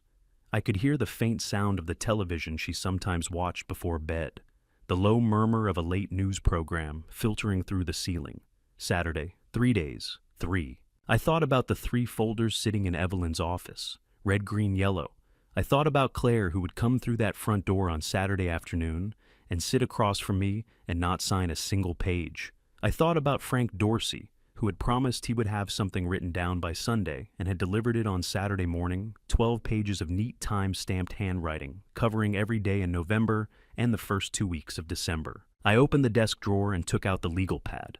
Looked at the 3 words at the top of the first page, the ones I had written in the dark weeks ago after coming home from Vince's side door in the gray October morning. Layer 1, Layer 2, Layer 3. Every line beneath them filled in now. Every box checked. She's calling her witnesses. I thought putting the pad away, and I've already called mine. Saturday arrived the way December mornings do in Portland, gray and cold, and without apology. I was downstairs by 6:45. The kitchen was dark except for the light above the stove, and I stood at the counter for a moment in the quiet, listening to the particular stillness of a house that doesn't yet know what the day holds. Then I filled the kettle and set it on the burner and texted Evelyn at 7, even today. Her reply was immediate, as if she hadn't slept either. "Ready? I'll be on Westbrook Drive by 1:30. Text when you need me inside." I was reading the paper at the kitchen table when Diane came downstairs at 8:15. She was already dressed not in her usual weekend clothes, but in the gray wool dress she wore to things that mattered. Her hair was done. She was carrying the navy blue folder under her arm. "You're up early," I said. "Lots to do before this afternoon." She set the folder on the counter and moved to the coffee, her back to me, her movements brisk and purposeful. The folder had Martin Klein's business card clipped to the front. I could see the corner of it from where I sat. "What's happening this afternoon?" I asked. She turned and smiled at me. Warm practice, the smile of a woman who had been rehearsing this day for a long time. "Just some family things I've been wanting to sort out. Claire's coming and Rick and a few others." A pause. "Nothing to worry about." "I'm not worried," I said. She held my gaze for just a moment too long. Then she turned back to her coffee, and I turned back to my newspaper, and we sat together in the gray December morning light, the way we had sat together 1,000 times before, except that this time I was counting the hours. At 9 o'clock, I went upstairs and showered and dressed slowly, taking my time with each step. I put on the jacket with the inside pocket, the one that had carried the USB drive, and the legal pad and the folded pharmacy report for the past 2 months. I checked the pocket out of habit, though. There was nothing in it today. Everything that needed to be carried was already at Evelyn's office, sorted into 3 folders by color. I came back downstairs. Diane was rearranging the living room chairs, her back to me, absorbed in the geometry of the space. She's setting a stage, I thought, watching her from the doorway. So am I. They came at 2 o'clock, give or take. Rick Hollis was first. He was 62, broad through the shoulders, with the kind of physical confidence that fills a doorframe before the rest of the person follows. He shook my hand the way men shake hands when they want you to know they could choose not to, firm slightly too long, his eyes already moving around the room, cataloging and claiming. "Harold," he said. "Good to see you." "Rick," I stepped back to let him in. "Coffee's on." He didn't take the coffee. He took the armchair closest to the center of the room, the one Diane had positioned there this morning, and sat in it with the settled ease of a man who believes every room belongs to him once he's in it. Sharon Mills arrived 10 minutes later, flushed from the cold, a casserole dish she had no reason to bring, pressed against her coat. She was 64, with a kind face that had learned over decades of absorbing Diane's version of the world to express concern as a default setting. She hugged Diane at the door. Then she turned to me, and the hug she gave me had that particular quality of pity arms, held slightly too long a pat on the back, that lasted 1 beat past comfort. "Harold," she said, pulling back to look at me. "You look well." The way she said it made clear she had expected otherwise. "I am well," I said. She smiled the way you smile at someone who doesn't quite understand their own situation, and moved to take a seat beside Rick. Claire arrived last 3 minutes after Sharon. She came through the door in her gray coat, unwinding her scarf, and her eyes found mine immediately the way they had found mine at Portland Head Light across the car with the Atlantic behind her. She gave me a small nod, barely perceptible, and chose a chair directly across from me, the one with the clearest sightline to my face. Diane stood at the center of the room. She had been standing there, I noticed, since Rick arrived, positioning herself at the point where every eye in the room would naturally converge. "Thank you all for coming." She began, her voice warm and unhurried. "I've asked you here because I love Harold, and because I'm worried about him, and because I think it's time for our family to have an honest conversation." Rick nodded. Sharon clasped her hands. I looked at the navy blue folder on the coffee table. 2 folders away from everything changing, I thought. 2 folders and 1 wrong word. Diane read from the caregiver journal for 11 minutes. She had selected the entries carefully, the ones with the most specific detail, the ones that sounded the most credible, the ones she had written on days she believed I had no alibi for. Her voice was steady and low-pitched for concern, rather than accusation, and she paused after each entry to let it settle. Rick shook his head slowly after the 3rd one. Sharon pressed a hand to her mouth. I sat with my hands on my knees, and I did not react. Not once. I had made that promise to myself and to Evelyn, and I kept it. When Diane finished, she reached into the navy blue folder and produced a single sheet of paper. She set it on the coffee table in front of Claire. "This is a statement of family concern," she said. "It simply confirms that the people closest to Harold share his family's worry about his well-being. It supports our request for a proper medical evaluation by a court-approved specialist." She looked at Claire directly. "It's not legal action, it's just family looking after family." Rick reached into his jacket pocket and produced a pen, setting it on the table beside the document with a small, deliberate click. "It's nothing to worry about, Claire. We just need everyone on the same page." Claire picked up the paper. Read it again." I did not look at her. I looked at the wall above the fireplace, a photograph of the 4 of us taken at Thomas's college graduation, 2007, all of us squinting into summer light. I kept my face completely neutral, and I waited. "I'd like to read this more carefully before I sign anything," Claire said. Rick's voice dropped into the register men use when they want to sound reasonable while removing options. "There's nothing complicated in it, Claire. It's a simple statement of—" "I heard you," Claire said. Her voice did not rise. It did not waver. It simply became very clear and very still, the way water becomes still before it freezes. I said, "I need to read it carefully first. That's what I'm going to do." She set the paper back on the table, set Rick's pen beside it. The room shifted. Not dramatically, no one stood up, no voices were raised, but something moved through it the way pressure moves through a sealed space. Diane looked at me, then a quick assessing glance, the engineer's look I had cataloged months ago, and I looked back at her with a face that gave her absolutely nothing. Sharon broke the silence. "Diane, maybe we should give her a—" "It's fine," Diane said smoothly. "We have time." But something in her voice had changed, just slightly, just enough. "She's recalculating," I thought. Good. Diane brought the pill at 3 o'clock exactly. She came from the kitchen carrying a glass of water, and the familiar pale yellow capsule on a small ceramic dish, the same dish she used for vitamins, the same gesture she had been rehearsing for days. She set it on the side table beside my chair, with the practiced naturalness of a woman performing a routine she had performed many times.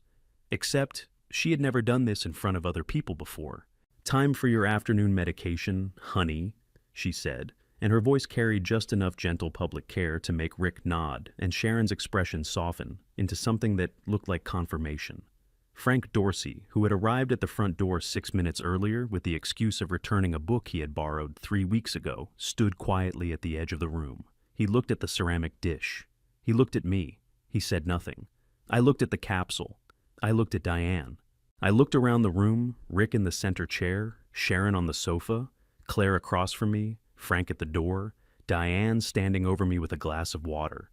6 people, the room sealed and still and waiting. And I thought now. "Diane," I said.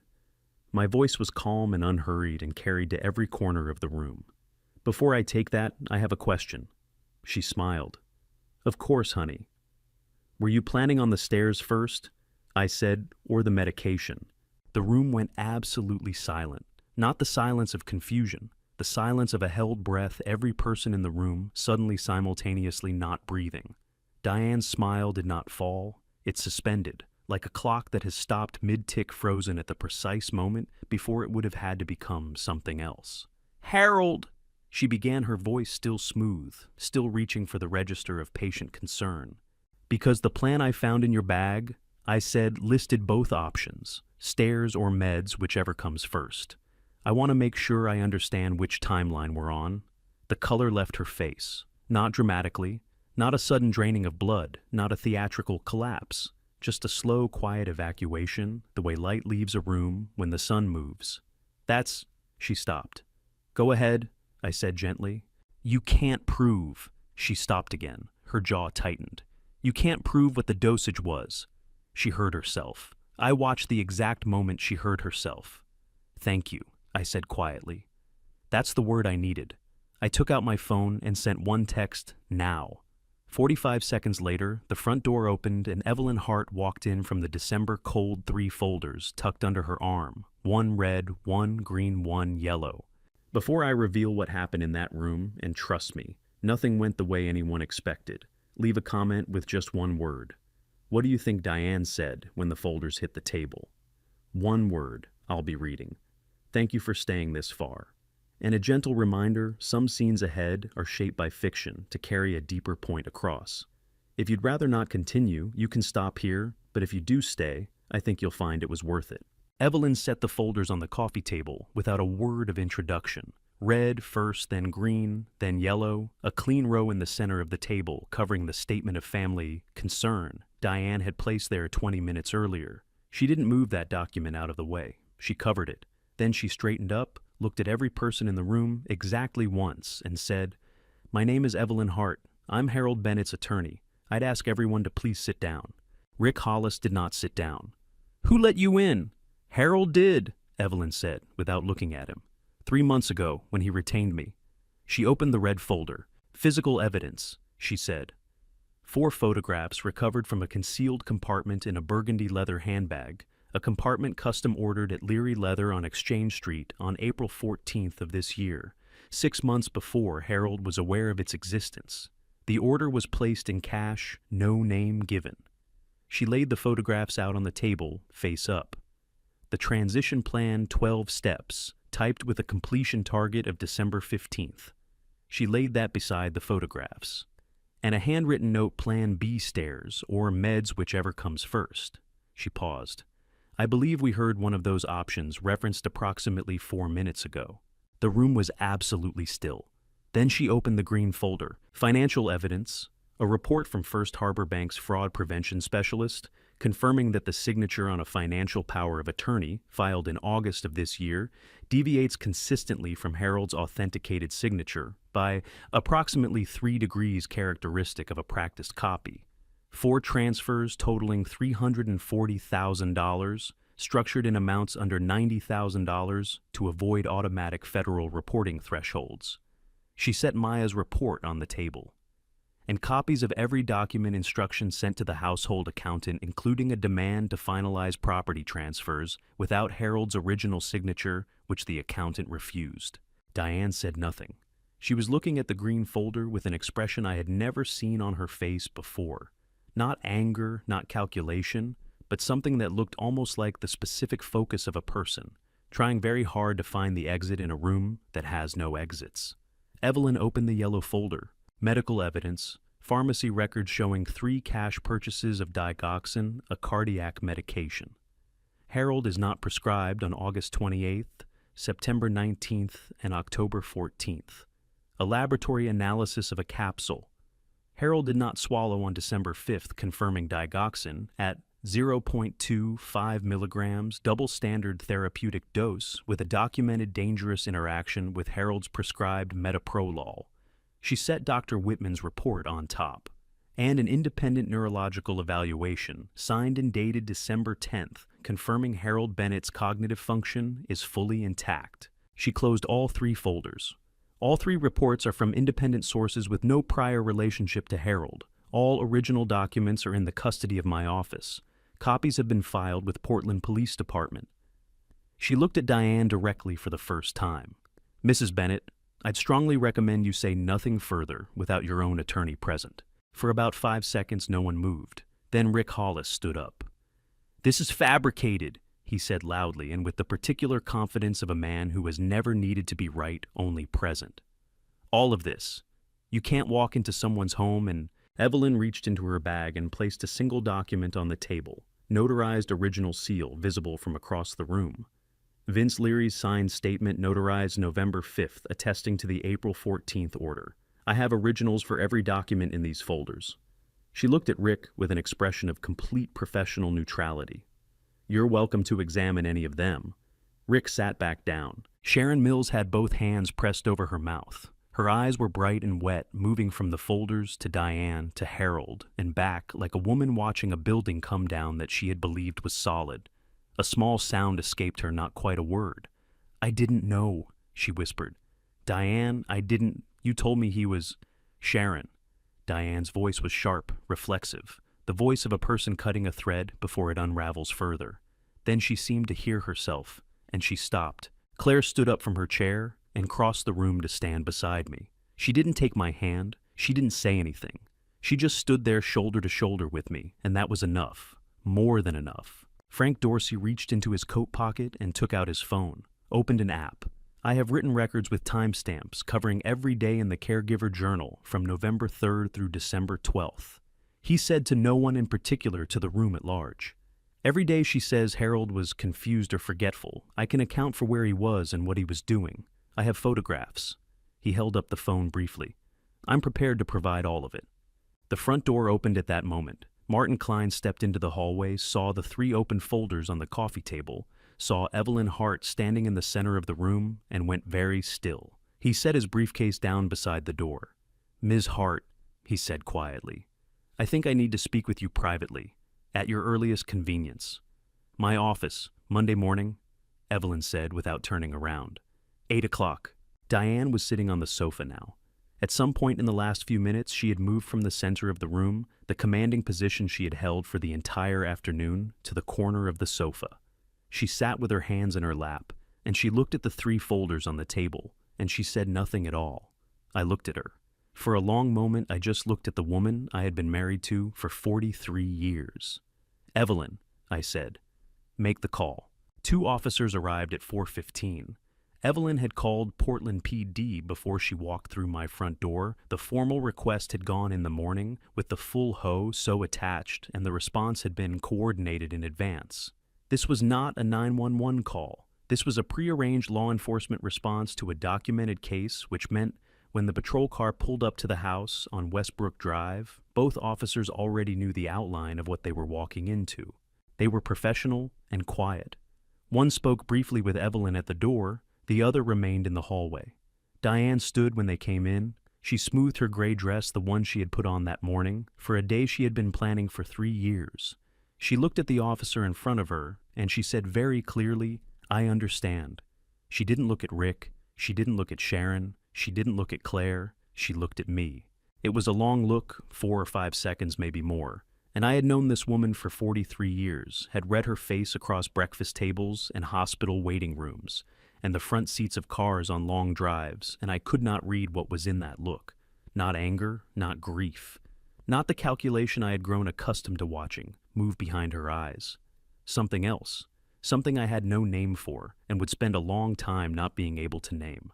Then she turned and walked out of the living room and through the front door, and the December cold came in briefly before the door swung shut behind her.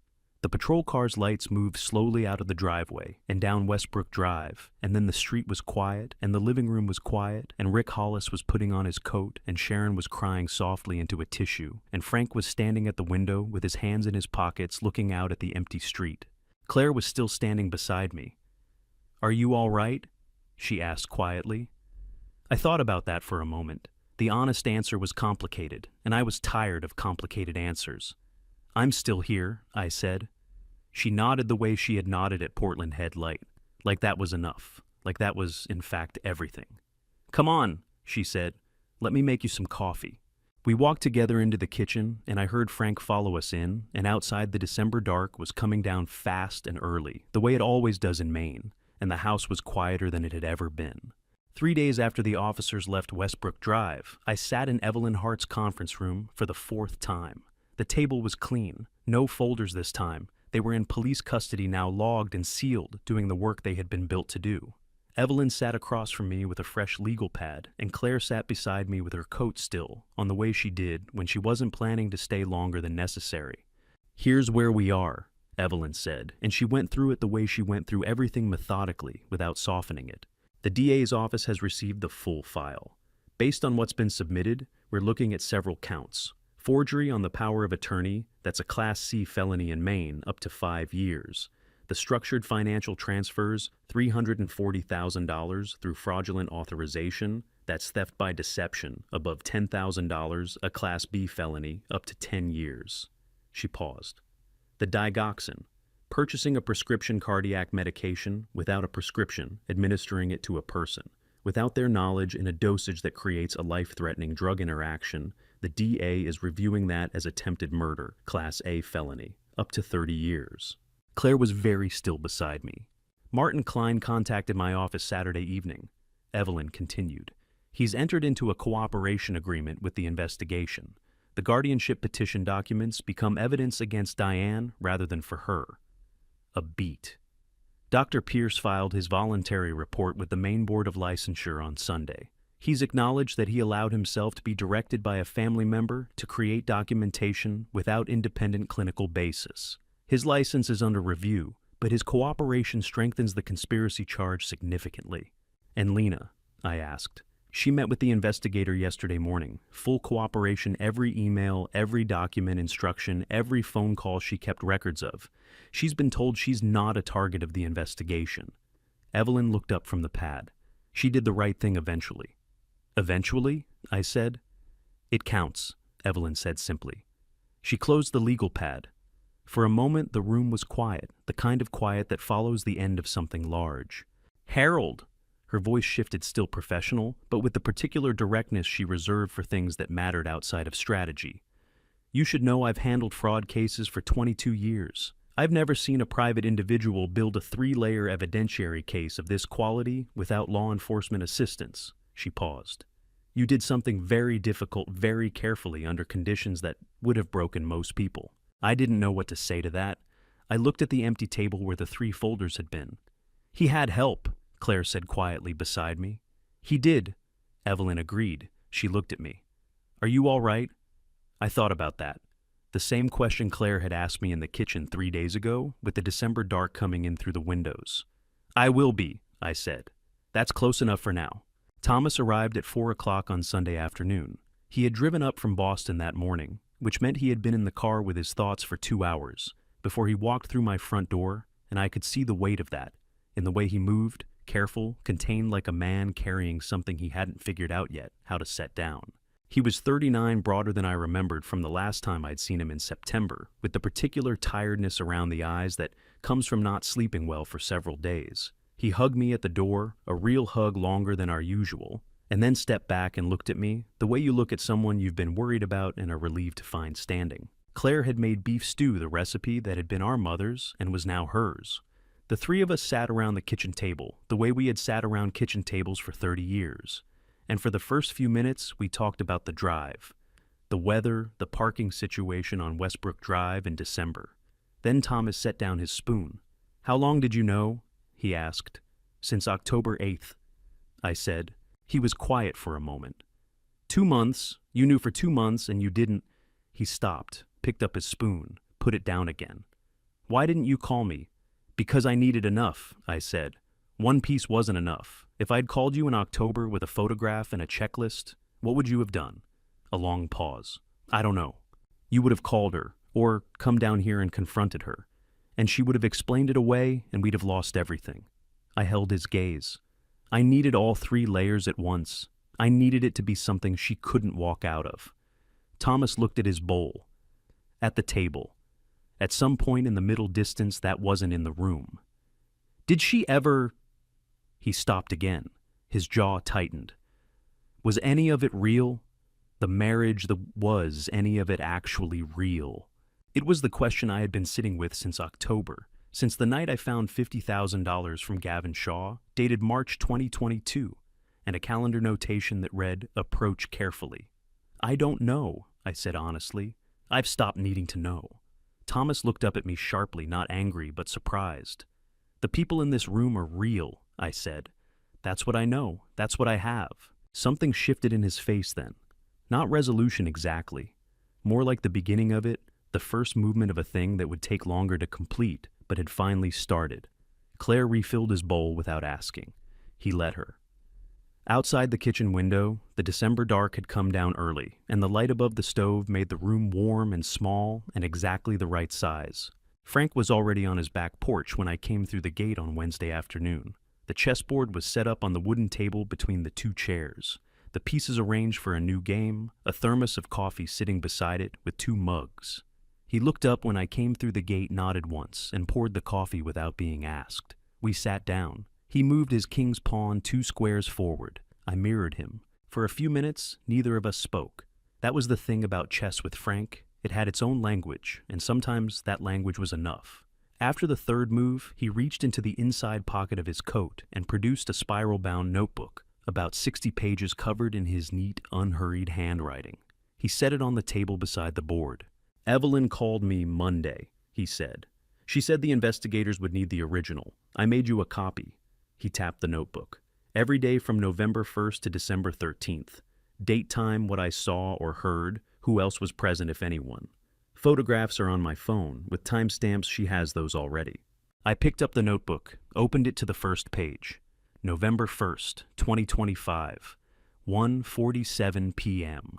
Harold Bennett arrived at my residence for our weekly chess session. Appeared alert, oriented, engaged. Won 2 of 3 games in approximately 35 minutes each. I closed it. "Frank," I said, "you spent 6 weeks writing this." He moved his knight. "I had the time. You didn't have to." He looked up at me over the board with the expression of a man who has considered an argument and found it unpersuasive.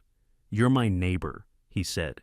"You've been my neighbor for 11 years. I've watched you fix that fence 3 times because you insist on doing it right instead of fast."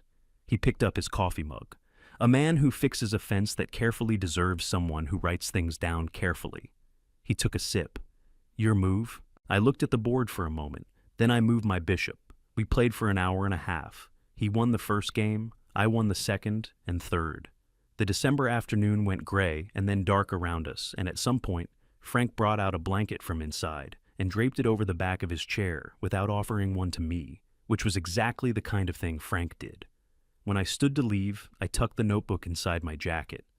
"Thank you," I said. He was already resetting the board for next week. "Same time Thursday," he said without looking up. I walked back through the gate and across the frost-hardened yard and into my house, and I stood in the kitchen for a moment, holding Frank's notebook against my chest, and I thought about a man who had spent 6 weeks writing down the truth in neat handwriting, because his neighbor deserved to have the truth written down. Some things I thought you can't put a value on. Maya Collins called at 9:15 on a Monday morning. I was at the kitchen table with coffee and the newspaper. A habit I had kept through everything, because some habits are load-bearing in ways you don't fully appreciate until you test them. Her voice was the same as it always was, measured professional, carrying information efficiently without decoration. "Mr. Bennett, I wanted to update you personally before the formal notification goes out." A brief pause. "The account belonging to Gavin Shaw has been frozen by court order as of Friday. All $340,000 are confirmed present and accounted for. The DA's office has filed for a recovery order. The timeline for return to your account is approximately 6 to 8 weeks, pending final court approval." I set the newspaper down. "That's good news." "There's more," she said. "The investigation into Mr. Shaw's account turned up something the DA's office thought you should know." Another pause, the kind that precedes information that changes the shape of things. Investigators found a folder of documents in Diane Bennett's home office apparently prepared, but never filed. The documents appear to be a fraud complaint naming Gavin Shaw as having embezzled funds from the Bennett household. She let that land for a moment. Mr. Shaw, it appears, had no knowledge of the plan regarding the medication or the staircase. According to the investigators, Diane had told Shaw that Harold was experiencing serious cognitive decline and that the transfers were a legally structured form of asset protection, moving funds out of Harold's reach before he made decisions that could damage the family's finances. Shaw had believed he was helping facilitate a legitimate arrangement between a worried wife and a vulnerable husband. He had not asked enough questions. That the DA's office noted was its own kind of problem, but it was a different problem from the one Diane was facing. He believed he was participating in a legitimate asset transfer. The documents suggest that once the transfer was complete and Harold Bennett was no longer in the picture, Diane Bennett intended to report Gavin Shaw to authorities, effectively using the investigation of him to explain away the missing funds and distance herself from the entire arrangement. I sat with that for a long moment. Outside the kitchen window, the December sky was the particular flat white of a day that can't decide between snow and cloud. She was going to have him arrested, I said. That's what the evidence suggests, Maya said carefully. He was the last piece she intended to remove. I called Evelyn immediately after. She listened to the summary without interrupting, and when I finished, she was quiet for 3 full seconds. She built a machine, Evelyn said finally, designed to eliminate every person who knew too much, including the person she built it with. A pause. Harold. In 22 years, I have never seen a case where the architect of a conspiracy was also the final target of it. Is Gavin Shaw being charged? That depends on what he knew and when he knew it. Right now he's cooperating fully. She paused. He's also apparently quite shaken. I imagined he was. I looked out at the flat white sky, and I thought about a man in a dark jacket in the Portland Harbor Hotel lobby, confident and unremarkable, who had believed himself to be a partner in something, and had been all along an instrument in a plan he didn't know the full shape of. Nobody in that machine was safe, I thought. Not even the people running it. Claire put the tree up on the morning of the 24th. It was a small one, 3 feet tall, from the lot on Forest Avenue, slightly lopsided on the left side, in a way she claimed was character, and I suspected was just the tree she could carry by herself. She set it on the side table in the living room and strung it with the old lights from the box in the basement, the ones with the slightly yellowed wire that I had been meaning to replace for 6 years. Thomas arrived at noon with a bottle of Merlot and the expression of a man who had made a decision somewhere on the drive up from Boston and was carrying it lightly now, the way you carry something once you've finally figured out where to put it down. Frank came at 5:30, stomping snow off his boots at the front door, a container of cookies his neighbor had apparently made, and he had apparently claimed as his own contribution. "I helped," he said when Claire raised an eyebrow. "By eating half of them?" Thomas asked. "By not eating all of them," Frank said. "That's a significant contribution." We ate around the kitchen table, Claire's beef stew again, because Thomas had asked for it specifically, which made Claire roll her eyes and make it anyway. Frank opened the Merlot. Thomas found wine glasses in the cabinet above the refrigerator, the ones Diane had bought for dinner parties, and for a moment he held them and looked at them, and then set them on the counter without saying anything, and Claire took them from him and filled them, and nobody said anything about any of it. After dinner, Frank told the story about his brother's dog and the Thanksgiving turkey, a story I had heard at least a dozen times, a story Thomas had heard 4 times, at minimum, a story Claire could recite from memory. It was the story Frank told when he wanted a room to laugh, and it worked every time, because he told it with the absolute conviction of a man who still found it funny after 20 years. Thomas started laughing before the punchline. He tried not to. He pressed his mouth together and looked at the ceiling and lost the battle completely when Frank got to the part about the neighbor's fence. Claire covered her face with her hand. "I laughed the way you laugh when you haven't laughed in a while, and your body has to remember how." Afterward, when the dishes were done and the wine was mostly gone and Frank had fallen into a comfortable near silence in the armchair by the window, I sat at the kitchen table with my coffee, and I looked at the 3 of them, Thomas leaning back in his chair, Claire turning her wine glass slowly in her hands, Frank watching the small, lopsided tree blink in the corner, and I thought about a woman who had spent 3 years building a plan to take this from me. This table, these people, this particular quality of silence that means everyone in the room is comfortable enough not to need to fill it. She had come so close. "Merry Christmas, Harold," Frank said from the armchair without opening his eyes. "Merry Christmas, Frank," I said. Vince unlocked the side door of Leary Leather at 8 o'clock on the morning of December 26th. The street was empty in the way. Streets are empty on the day after Christmas. A particular kind of quiet, like the city is taking a breath before the new year arrives to complicate things again. The harbor was flat and gray beyond the end of Exchange Street, and the cold was the clean, uncomplicated cold of late December, the kind that asks nothing of you except to acknowledge it He was standing at the workbench when I came in, but he wasn't working. The bench was clear. He was just standing there with his arms at his sides, and on the bench in front of him sat the burgundy leather bag inside a clear plastic evidence sleeve, sealed with a label I could read from across the room. Evidence CR-2025-1847. Portland, PD. We looked at each other for a moment. Evelyn said they'd collect it this morning. Vince said, I know. I crossed the room and stood beside him looking at the bag. I wanted to be here first.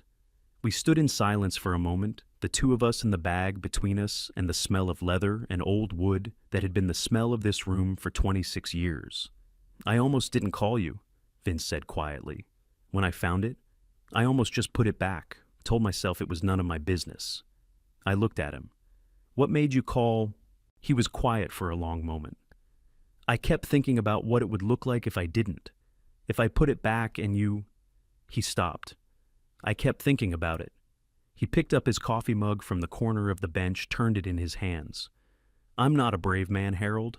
I'm just a man who couldn't not make that call once I knew what I was looking at. That's what brave is, I said. He looked at me sideways, skeptical the way he looked at structural claims he wasn't fully convinced by. I mean it, I said. You did the right thing. Everything else that happened, it started with that call.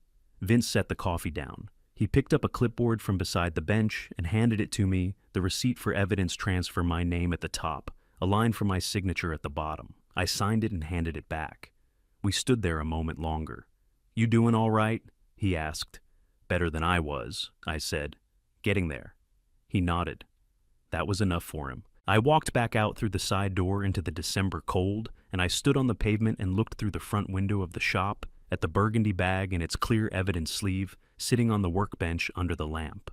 A leather bag with a stuck zipper. I only wanted to fix the zipper, I thought, and it saved my life. I drove to the harbor on the morning of the 30th because I didn't know where else to go, not in a lost way. In the way that certain places hold certain kinds of thinking, and this one, the commercial pier on 4th Street, the lobster boats and the flat pewter water and the gulls that cared about nothing, except what was directly in front of them, had always been where I went when I needed to hear myself think clearly. I parked and walked to the end of the pier. The cold was clean and direct, the way December cold in Maine is direct. It doesn't negotiate, it just arrives and tells you exactly where you stand. A man was unloading crates from a lobster boat at the far end, moving with the unhurried efficiency of someone who had done this particular task so many thousands of times that it had become a kind of meditation. He glanced up when I walked past. Cold morning, he said. It is, I said. As supposed to warm up Thursday. I'll believe it when I feel it. He laughed a short, honest laugh and went back to his crates. I walked to the end of the pier and stood with my hands in my pockets and looked out at the harbor. I thought about 43 years. Not all of them at once, that would have been too much for any one morning, but pieces. The kitchen table Diane and I had argued about for 3 weeks in 1987, before agreeing on a color that neither of us fully loved and both of us grew to prefer above any other. The summer, Thomas was 8 and fell asleep in the back seat driving home from Acadia, with his face pressed flat against the window. Claire at 22, calling me from her first apartment to tell me the stove didn't work, and then calling back 10 minutes later to say she had figured it out herself, and the particular pride in her voice both times. I thought about what had been real, and I decided, standing at the end of that pier with the Atlantic wind in my face and the lobster boat behind me and the city of Portland visible through the gray morning haze, that more of it had been real than I was inclined to credit in my darker moments.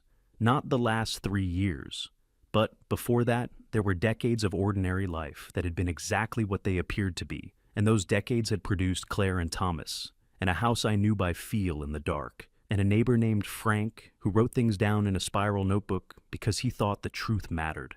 That was a life, not the one I thought I had, but a real one. The man at the crates finished loading his truck and drove away. The pier was empty except for me and the gulls. I stood there until the cold had thoroughly made its point. Then I walked back to the car, started the engine, and drove home. Still here, I thought, watching the harbor shrink in the rearview mirror. That's not nothing. That's everything. Claire and Thomas arrived at 7 with groceries and wine, and the deliberate good cheer of 2 people who had decided, without discussing it, to make the evening what it needed to be. Thomas took over the kitchen speaker. Claire took over the stove. I was handed a glass of Merlot and gently redirected to the living room, which I accepted without argument. By 10 o'clock, the house was warm and smelled of garlic and rosemary, and the specific kind of comfort that only comes from a kitchen being used by people who love each other. I sat by the window and listened to them talk in the kitchen, Thomas telling a story about something that had happened in Boston, Claire interrupting to correct a detail he was getting wrong, Thomas insisting he wasn't, Claire laughing. At 10:30, I slipped away to my study. The fireproof box was in the bottom drawer where it always was. I opened it and found what I was looking for near the top, a single sheet of yellow legal pad paper folded in half. I didn't need to unfold it. I knew what it said. Layer 1, Layer 2, Layer 3. I had written those words on the second night of October, sitting in this same chair with Diane asleep upstairs and the whole weight of what I had discovered pressing down on me like something physical. I had written them as a promise to myself, 3 things I needed all at once beyond any possibility of denial. I held the page for a moment, then I dropped it into the wastebasket. It made no sound at all when it landed. From the living room, Claire's voice, "Dad, come on, it's almost time." 1 second. I called. But I sat there a moment longer, in the quiet of the study, the lamp burning warm beside me. I thought about a burgundy leather bag with a stuck zipper, about Vince who couldn't stay silent, about Evelyn who thought in structures, about Frank who showed up every Thursday with a chessboard and a notebook and no fanfare whatsoever, about a zipper that stuck on exactly the right morning. "Dad," Thomas this time louder. 20 seconds. I stood up, straightened my jacket, and walked out of the study and down the hall toward the sound of my children counting down. They had left a glass for me on the side table. I picked it up. 10, Claire said. 9, Thomas said. At midnight, Thomas put his arm around my shoulder, and Claire leaned her head briefly against mine, and outside on Westbrook Drive, someone was setting off fireworks that lit the December sky in brief, bright colors. "Happy New Year, Dad," Thomas said. I put my arm around him. "Happy New Year," I said. "Both of you." We stood at the window for a while, the 3 of us watching the light. I've lived long enough to know that family revenge isn't a story you see in movies. It's quiet. It hides behind shared meals, familiar voices, and doors you never thought to lock. Looking back, I made one mistake that almost cost me everything I trusted completely, and I stopped paying attention. Don't be like me. Don't wait until a stuck zipper becomes the thing that saves your life. My personal opinion, love isn't an excuse to be blind. You can love someone fully and still keep your eyes open. A good heart doesn't mean a careless one. I believe God puts small signs in front of us every day: a broken zipper, a name, overheard a drawer, left open an inch too far. The question is whether we're humble enough to notice. If this story made you think about the people you trust, the things you've overlooked, or perhaps your own home, I'd love to read your thoughts in the comments. Share this with someone who needs to hear it. And if you'd like to follow more stories like this, subscribing means a great deal. Thank you sincerely for staying with me until the very end. A note before you go. The stories that follow contain certain fictional elements constructed entirely for educational and reflective purposes. If that's not what you're looking for today, no hard feelings, step away and find something that suits you better. But if you choose to stay, I promise to make it worth your time.